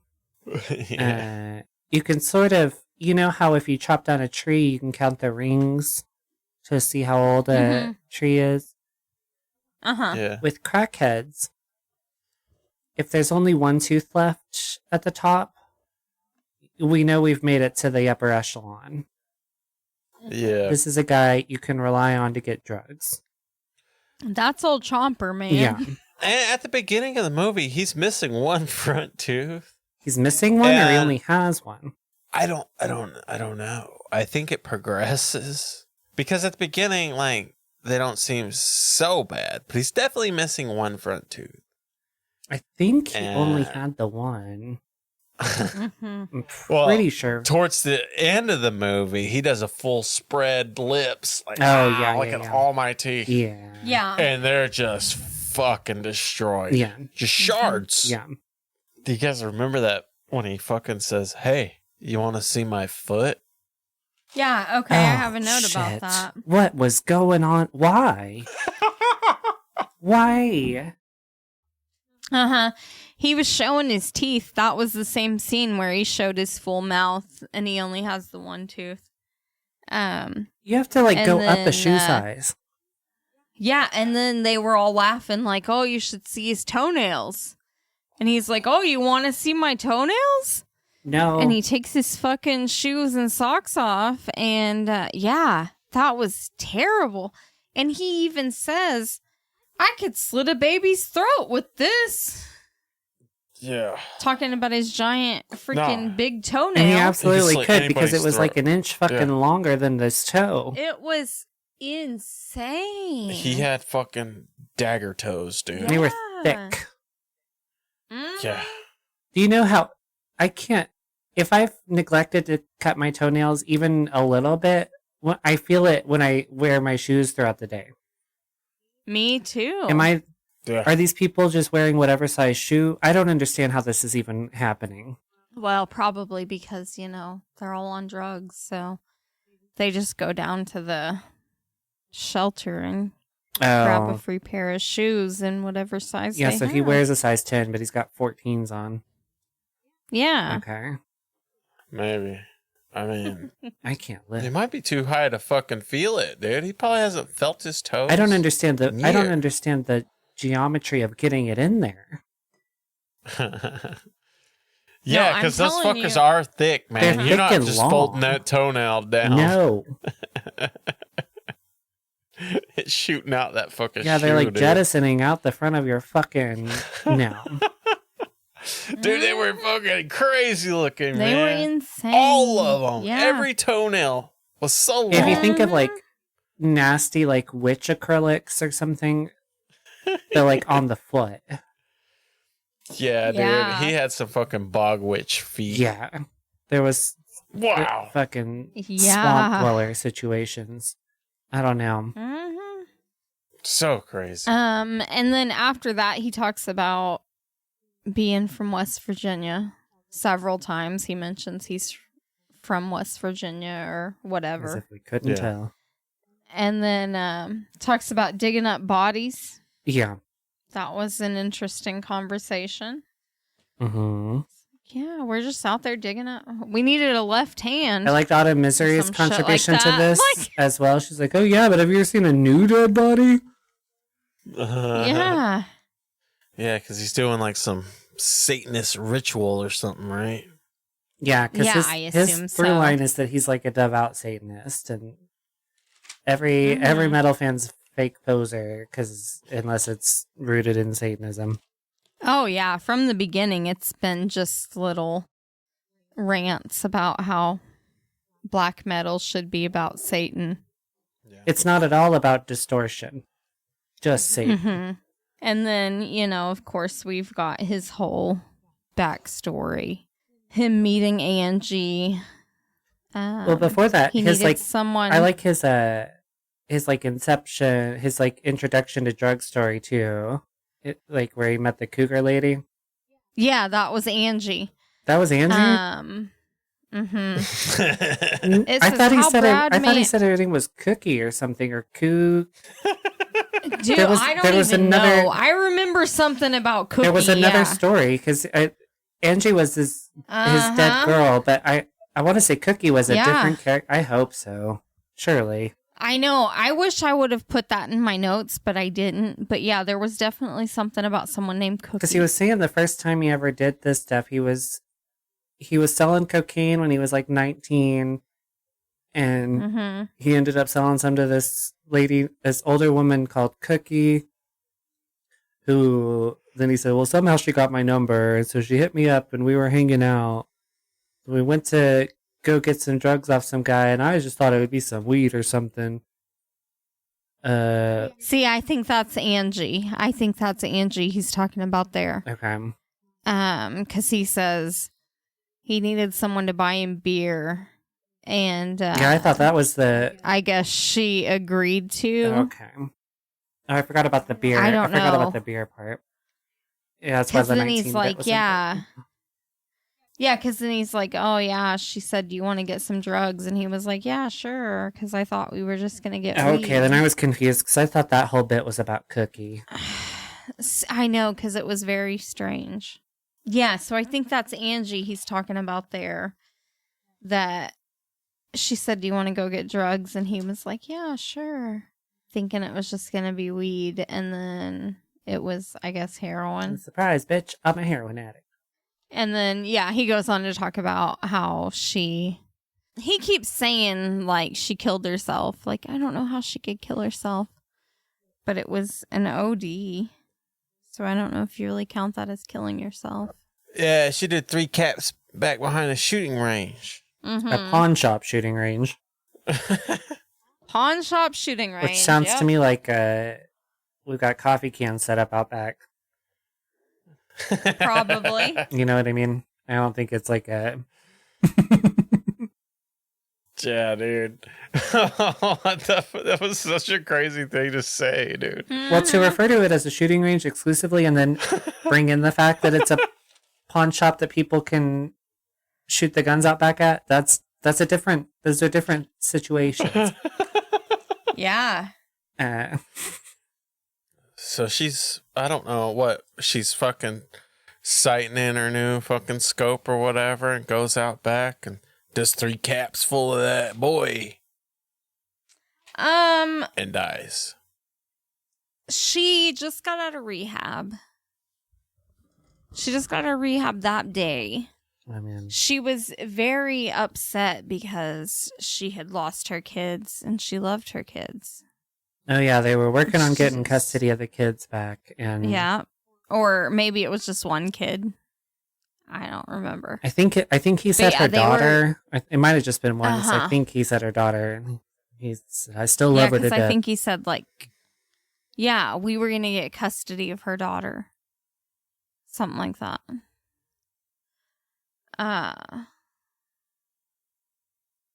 Yeah, and she's just got out of rehab that day, and then she called the guy up to get drugs or something, and he met her in the alley behind the shooting range pawn shop, and she did 3 caps of the same shit he's doing now. She usually only ever does 2. Now, this is more conceivable. 3 caps of anything straight out of rehab, that's different than daily active user. Especially depending on how long rehab was. Because he also said she got out of one rehab and then he put up his own money to get her into a better one. Or something. Yeah, there's a lot of weird shit. Which is also probably just bullshit, but Brad's he's a little fucking crazy, man. Not only does he have no teeth and the fucking wildest toenails I've ever seen. he's also like full-time cucking this dude. Whenever, he's a little hard up for heroin, he just shoots Jack Daniels straight into his fucking neck. And he does it after Yeah. smoking a lot of crack. Which I don't know if you've ever combined the two, but I'm gonna go ahead and let you know. One definitely neutralizes the other. Maybe shooting it up is different. I've admittedly, never shot up Jack Daniels, so Yeah.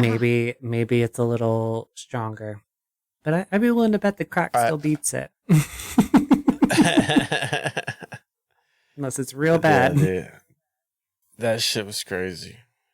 He takes some Jack Daniels straight to his fucking throat, then rapes a woman. Oh yeah, I think that was a consensual fingering. I don't know. I'm kind of thinking Okay. He was fingering Autumn her. Misery. He was fingering her. It was the rape bit of Autumn is a different part. Yeah, that was the abortion scene. Yeah. But he does finger blast her while receiving the next shot of Jack, which I appreciated. Mm-hmm. Autumn did seem into it. I'm kind of thinking Autumn was there to get fingered. Yeah, it seems like her role here. She gets in where she fits in. Our girl Autumn knows what, and she knows how to get to work. Yeah, most of it seemed pretty consensual. She's also like there was just that one sort of time. slobbering all over his face afterwards too. Yeah, she was there to get fingered and smoke crack. And yeah, I think that who was having sex with her. I think he was the one that was fucking her at one point. Like choking her. Yeah, he was choking her out. Yeah. His floppy dick was still in his pants though. I don't know what we were doing. Yeah, he was all about black metal and Satan and fingering girls. Not a bad gig. We gotta shout out that his story about learning the trade, being brought up in the dope gang by the older black guy, who's the only black guy he fucks with, and he was like a father figure to him. Only black dude I fuck with, older cat, called like Cat Paw or something. Taught him the dope game. The Godfather. Mm-hmm. Fucking Cat Paw, dude. Honorable mention to Cat Paw. Yeah, shout out to Cat Paw. He also mentions early on in the film that the reason he's such a good connect is that his mom's got all the fucking scripts. So he just has to say he's dope sick and she'll give him whatever he wants. That's around the same time when he's talking about Raven's boyfriend letting her get away with a lot of stuff. Yeah. Raven's like, oh yeah, he's such a great friend. Anytime I call him and say I'm sick, he brings me something that helps me not be sick anymore. Yeah. And he's like, yeah, Oxycontin. I get them from my mom. I just tell her I'm dope sick and she gives them to me. Yeah. And we get some interviews with the parents. Brad's dad is made me really sad for him. Oh yeah. He was like, I tried to help him He'll always be my son. I'll always love him, but that doesn't mean I have to like him. Well, and he also, you could tell it was a guy who's, it seems a lot of people will feel like it's a cold approach, but like you really do have to like, you can't enable this type of shit if you want it to stop. Exactly. And so he stated distinctly that his one prerequisite that you've got to be sober for a year and then we can just start the fuck over. And that's a really reasonable. So if Brad makes it, it'll be because of people like his dad. Yeah. It broke my heart for that man, his father. Oh yeah. Yeah, these are probably, I think, like the saddest moments in the movie was the that dad was the saddest to me. That was that. Yeah. That sucks. For sure. Yeah. Yeah, because the mom is kind of the enabler. And the dad's kind of like, I want to help him, but only if he wants to help himself. So I'm not... The mom's a strange subject, because... I know. We'll give her the benefit of the doubt, and we'll just say she's a testament to, like, what the opioid crisis actually looks like. Mm-hmm. Yeah, that's exactly what it is, I think. Oh, yeah. Because Lucy reports that she has Legionnaire's disease. Mm-hmm. And as a product of that, she's on ample treatments and, like, pain management systems. And I think at one point she mentioned something like maybe she was even just addicted to the pills. Yeah, she's an addict in herself. Because she was this like, is what I mean, though. It starts out with like Tylox, and now she's up to synthetic heroin. Yeah, she's got fentanyl patches on, and but like, it's hard. The damage, as it applies to like her kid, comes in that she's like the supplier. Yeah, she's like, I caught him stealing my stuff, And he was sorry. He was so sorry that he was doing it. He didn't want to do it. Well, and she's at least partially right, I imagine. Yeah. Because unless you're like a legitimate piece of shit, it's not an excuse to go rob from your mother and like stuff. But addiction does bring you to the brink of, you still have to make active decisions, but like it does make it far easier to make the poor decision. But it also sounds like she, it's just the classic enabler versus how the dad's approach is like, no. Yeah. It's not love to like let you do this.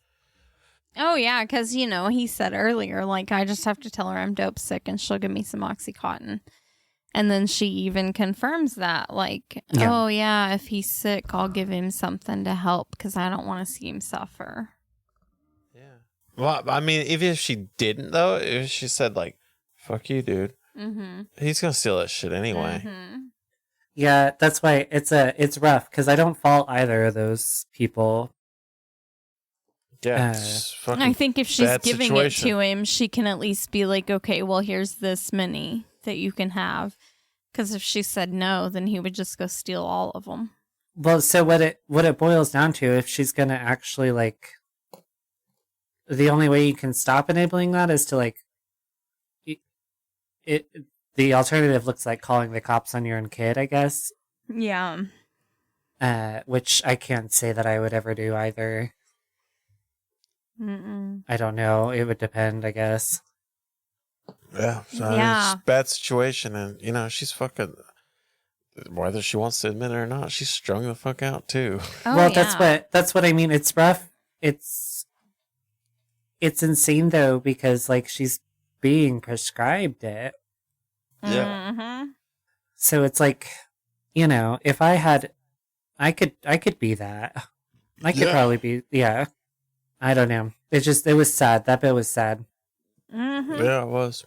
Yeah. And also, before she really gets into talking about Brad, she talks about how she was abused as a child. Yeah, this is why because they didn't mention the Legionnaire's disease till after this, so I thought that his mom was just a fucking crackhead too.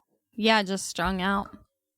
And, you know, the one line that got me was, you know, me and my sister, we just kind of put it in a box. Little girls do silly things like that.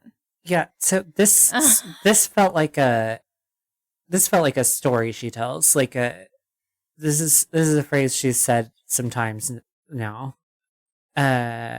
Which doesn't like discredit it or anything, but it's like this feels performative. But she's also high as fuck, so I don't know. Yeah. Strange character though, the mother. Yeah, definitely. And then towards the end, we get the note that says 2 years and several ODs later, Brad was put into a psych ward by his dad after he tried to hang himself. Yeah, are we buying that? I could, I guess. I guess I could. Yeah, how long was he just sitting on this 6 hours worth of footage? Yeah, that's true. This is what I don't understand about the Lucy timelines. I know. He's got all this shit just sitting around.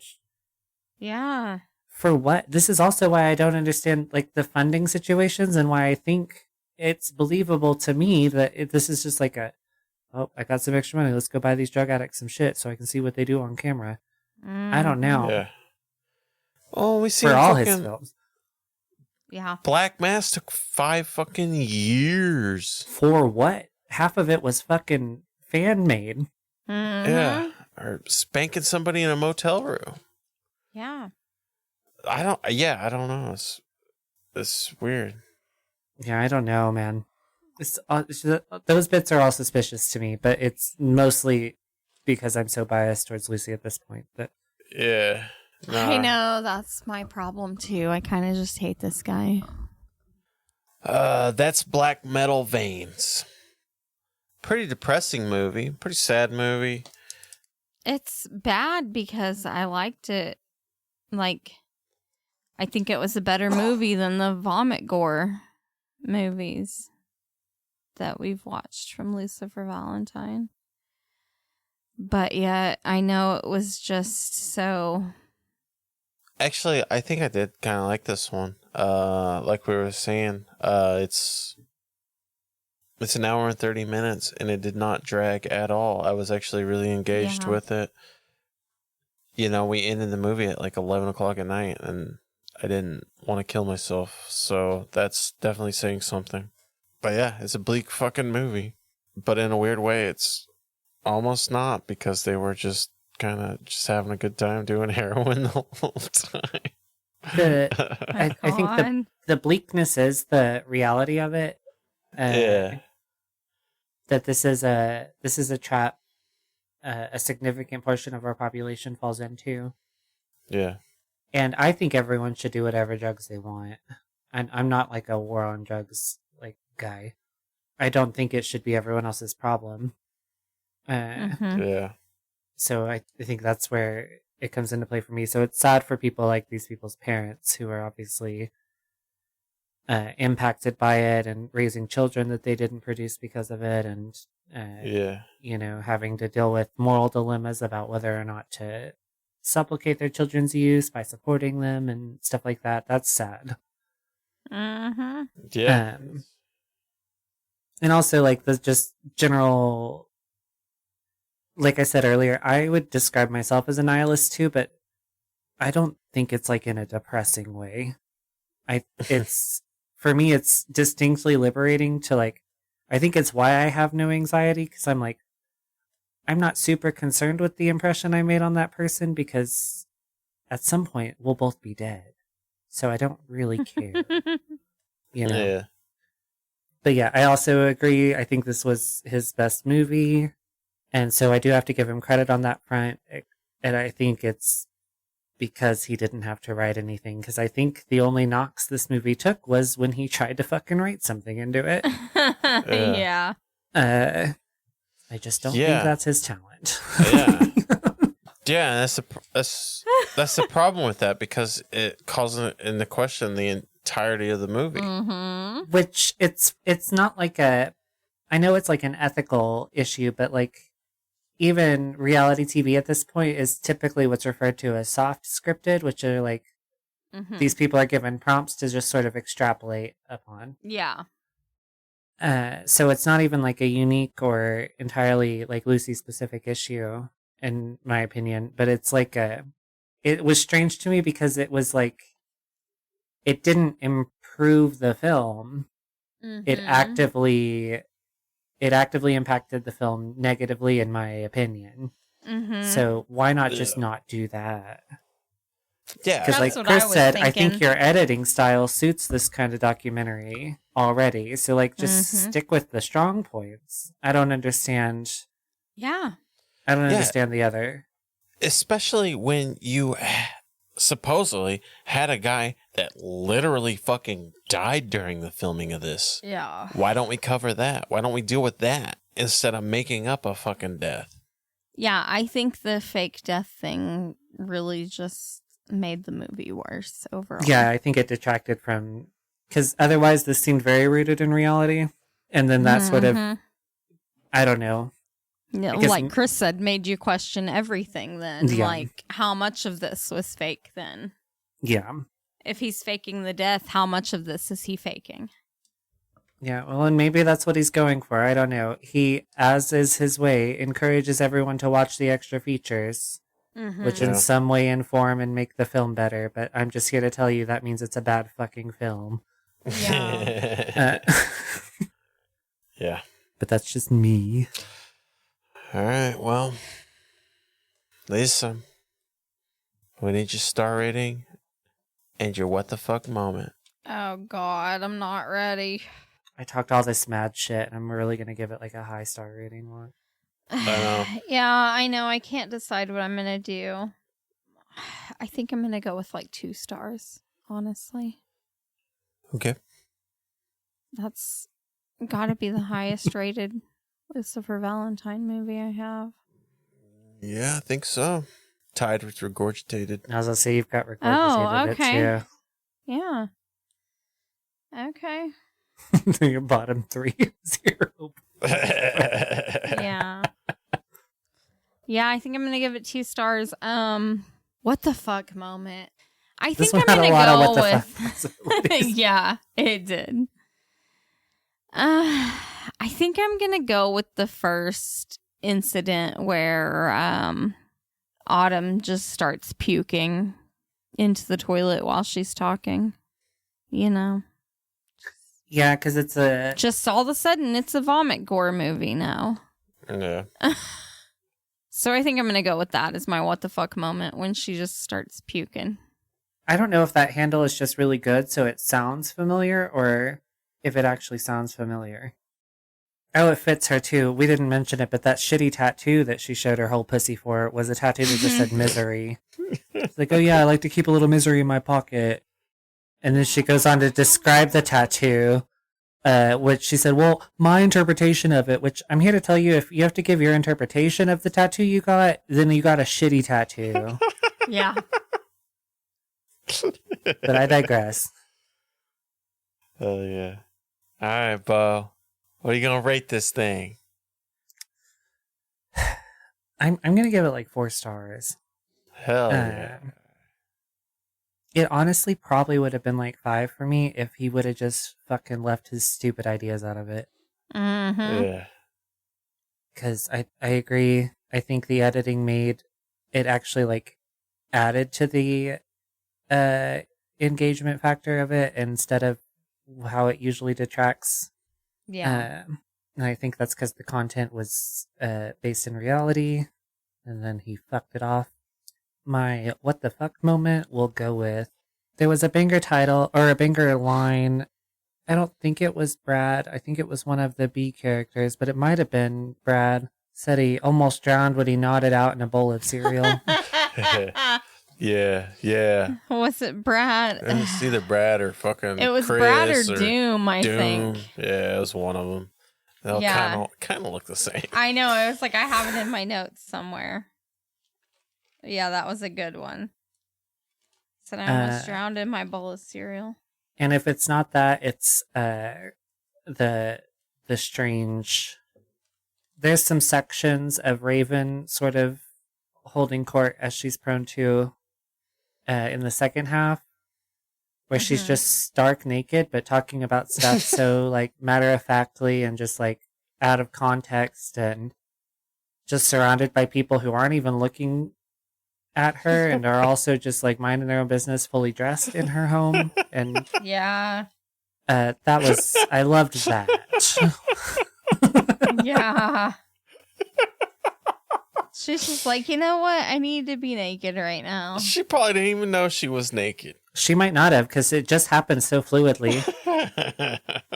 Oh, there was also the part where she said that her mom told her her daddy was an oyster. Oh yeah. This was all in that same bit. This was in that same bit. Yeah, it was. Because this was also in the meantime of this is like she just gave Brad another shot and she's like making sure he's going to stay awake in the bathroom. She's like, Brad's the only person who has permission to die here and won't get thrown in the dumpster. Or, Yeah.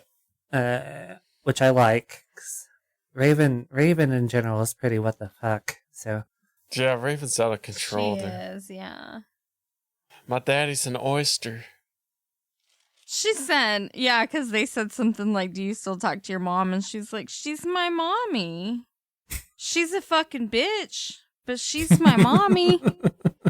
And then she's like, when I was growing up, she told me my daddy was an oyster. What the fuck? God, I can't believe I forgot to fucking mention that. That's fucking so crazy to say. that's what I mean. There was some banger shit in here. I know this shit is hilarious, man, but it's like I know I probably shouldn't be laughing at it, but everything they say is so fucking funny. I know, that's why I gotta go with that one line, because he opened it by saying, yeah, man, one time I almost drowned. Nodded out in a bowl of cereal. You can't open with I almost drowned and end with a bowl of cereal. I know. I almost drowned in my bowl of cereal. It's bringing it back home. I was like, I cannot find it in my notes. It's driving me crazy. I don't think it was Brad, so it must have been Doom, because I don't think it was one of the skinnier ones. I was also gonna say there was a line from Autumn. I think it was Brad said something like, I'll learn you like my daddy learned me. And she said, I'll learn you with my stiletto in your face. And it is 8 inches. Yeah. She had, so after the like fingering while getting shot up with whiskey, she just starts talking mad shit. For a bit, she's like, I'll do all your fucking drugs so you don't gotta worry about it.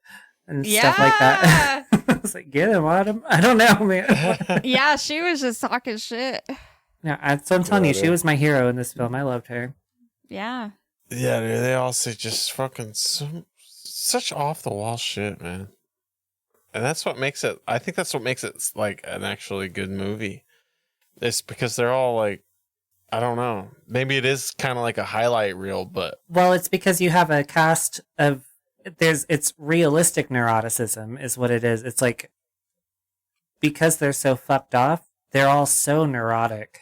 Yeah. And also a side effect of doing drugs like this is you all just keep cycling through your little core memories that you've either made up or can't get away from. Oh, yeah. And you just keep saying them to each other and pretty much unsolicited and in no linear fashion. Yep. Yeah. So it makes for a lot of funny audios. It probably helps because it's like, you know, people we don't know. So we haven't heard the story fucking 6,000 times. Well, maybe a little bit like Lisa, but for sure for me, that's what made it almost more depressing was just like, I know these people. Yeah. I've spent half my life with these people. What about you, Chris? What's your rating and what the fuck moment? Well, I think I'm going to give this one 3.5 stars. My what the fuck moment is going to be, I got parasites. Yeah, I got parasites. Like, yeah, so it's I no got big deal. parasites. Like, Yeah. if the words "I have parasites" ever come out of my mouth, dude, it's not. It's a problem. Yeah. It's because I'm begging for fucking help. Yeah.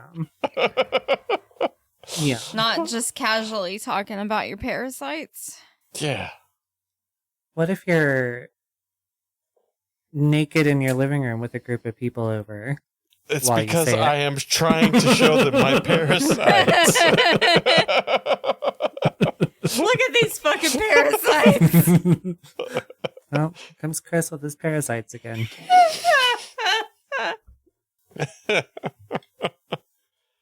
All right, Lisa. Oh, fuck. How spicy is this movie?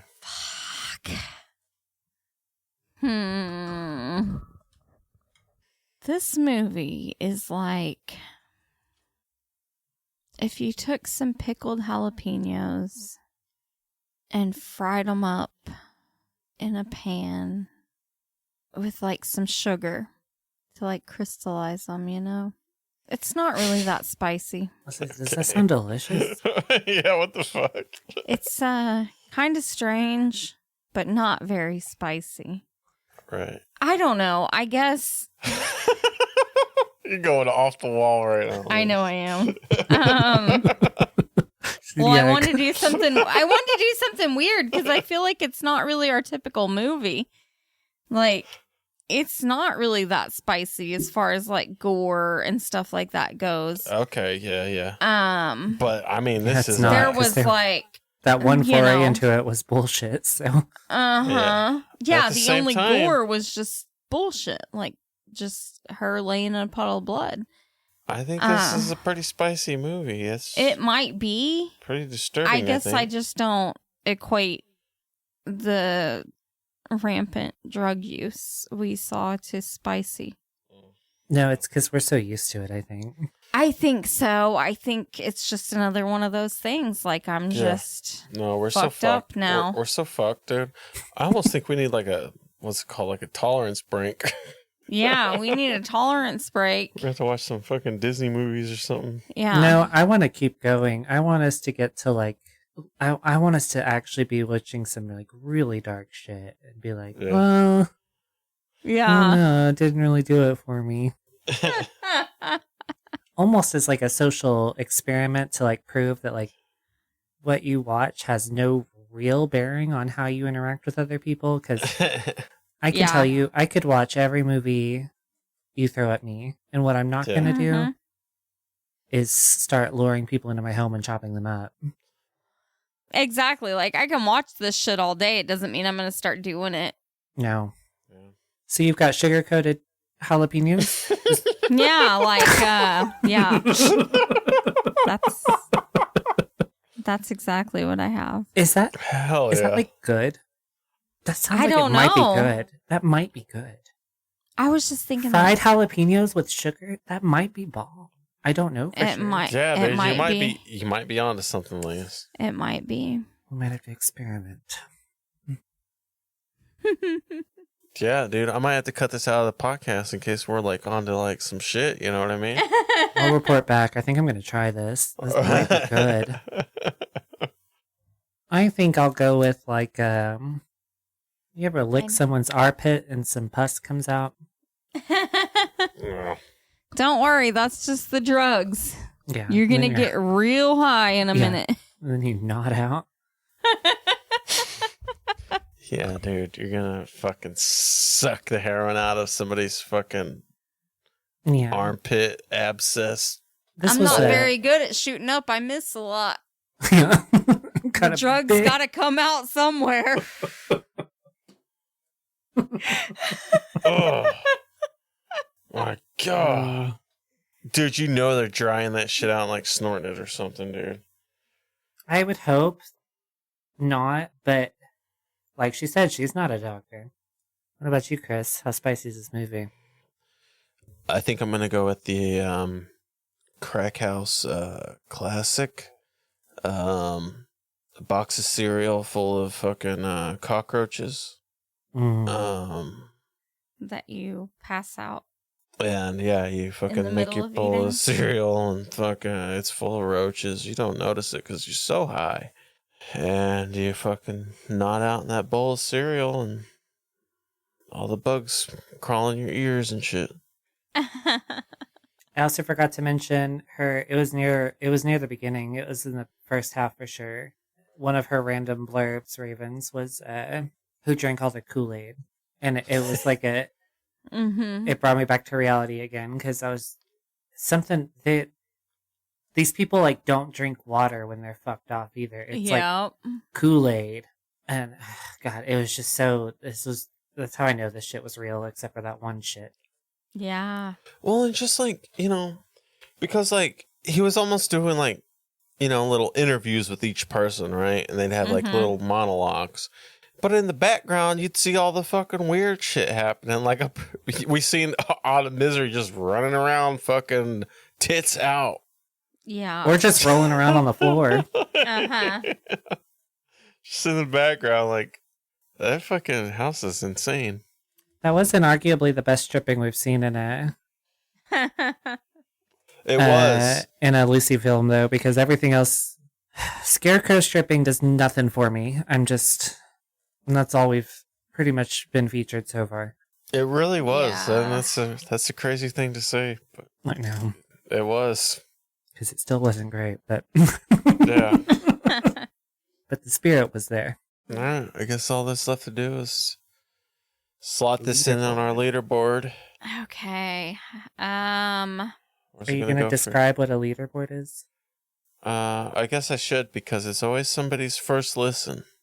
I only mention it because I've noticed you've started. Yeah. I've tried to, but Doing I always fucking forget.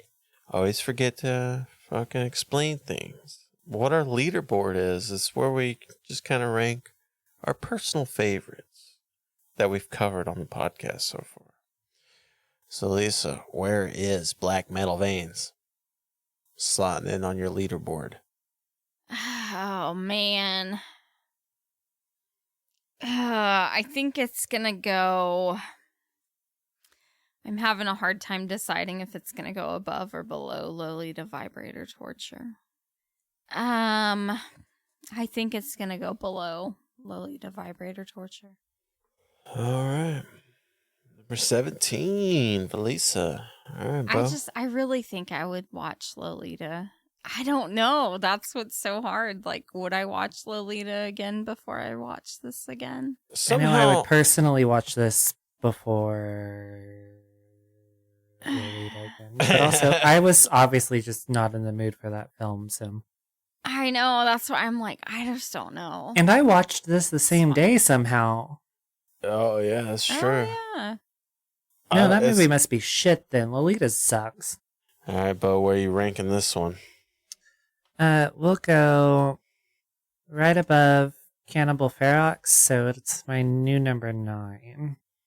Damn. Yeah, I know. All right, What about Chris, you, Chris? where's it going? Yeah. I think I'm going to slot it in right under Thanatomorphos. It's going to be my new number 8. Okay. Yeah, see, I must have just re-engaged or something afterwards, because now Chris and I are back on the same page where we belong. Yeah. Yeah, you have it at 8 and Bo has it at 9. And mine's all the way down on 17. Yeah, we really got out of sync, Bo, on Lolita. I know. That's why I know it was a me thing.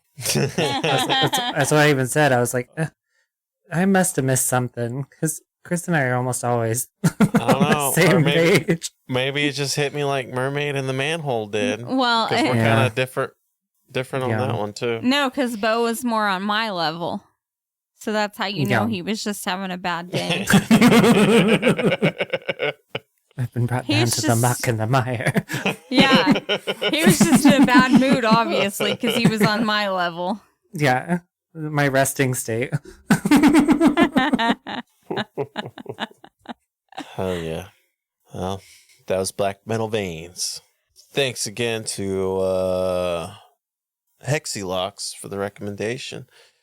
Send us some more recommendations, man. We like to be just exposed to the horrors of cinema I will echo Lisa's sentiment, but I'll add a caveat. If you're going to request more Lucifer films, you don't have to bribe us, but you do have to participate in the conversation. I need to question you, your motives. I need to know more about your bloodline and lineage.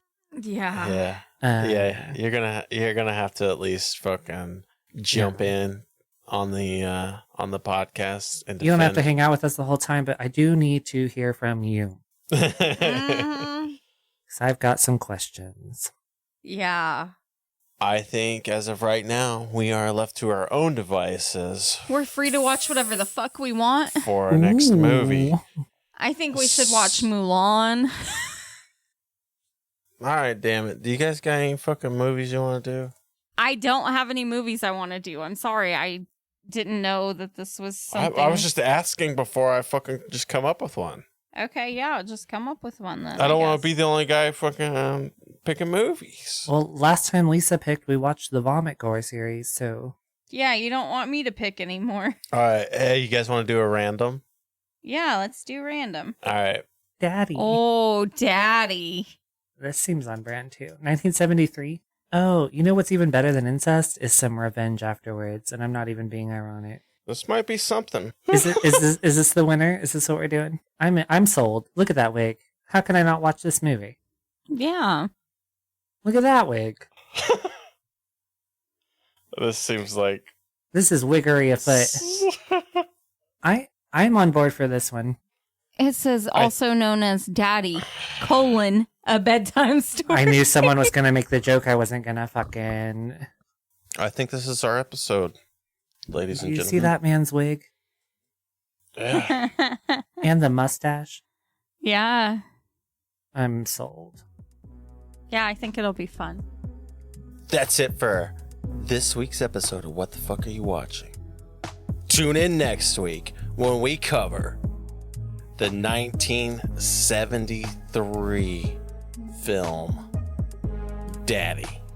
It's going to be great. Don't know a lot about this one. Going into it kind of blind.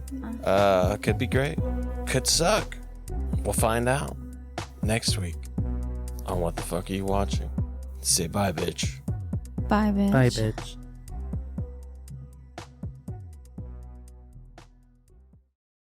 That's damn good. Did you think this podcast was as good as instant noodles? Or is it more like a cobalt blue tarantula? Leave us a rating and review wherever you're listening to this podcast at. Get in touch with us at WTFareyouwatchingpod@gmail.com, where you can leave reviews for the movies we've been watching, recommend other movies for us to watch, or leave any questions or comments for us to answer. Either way, thanks for listening.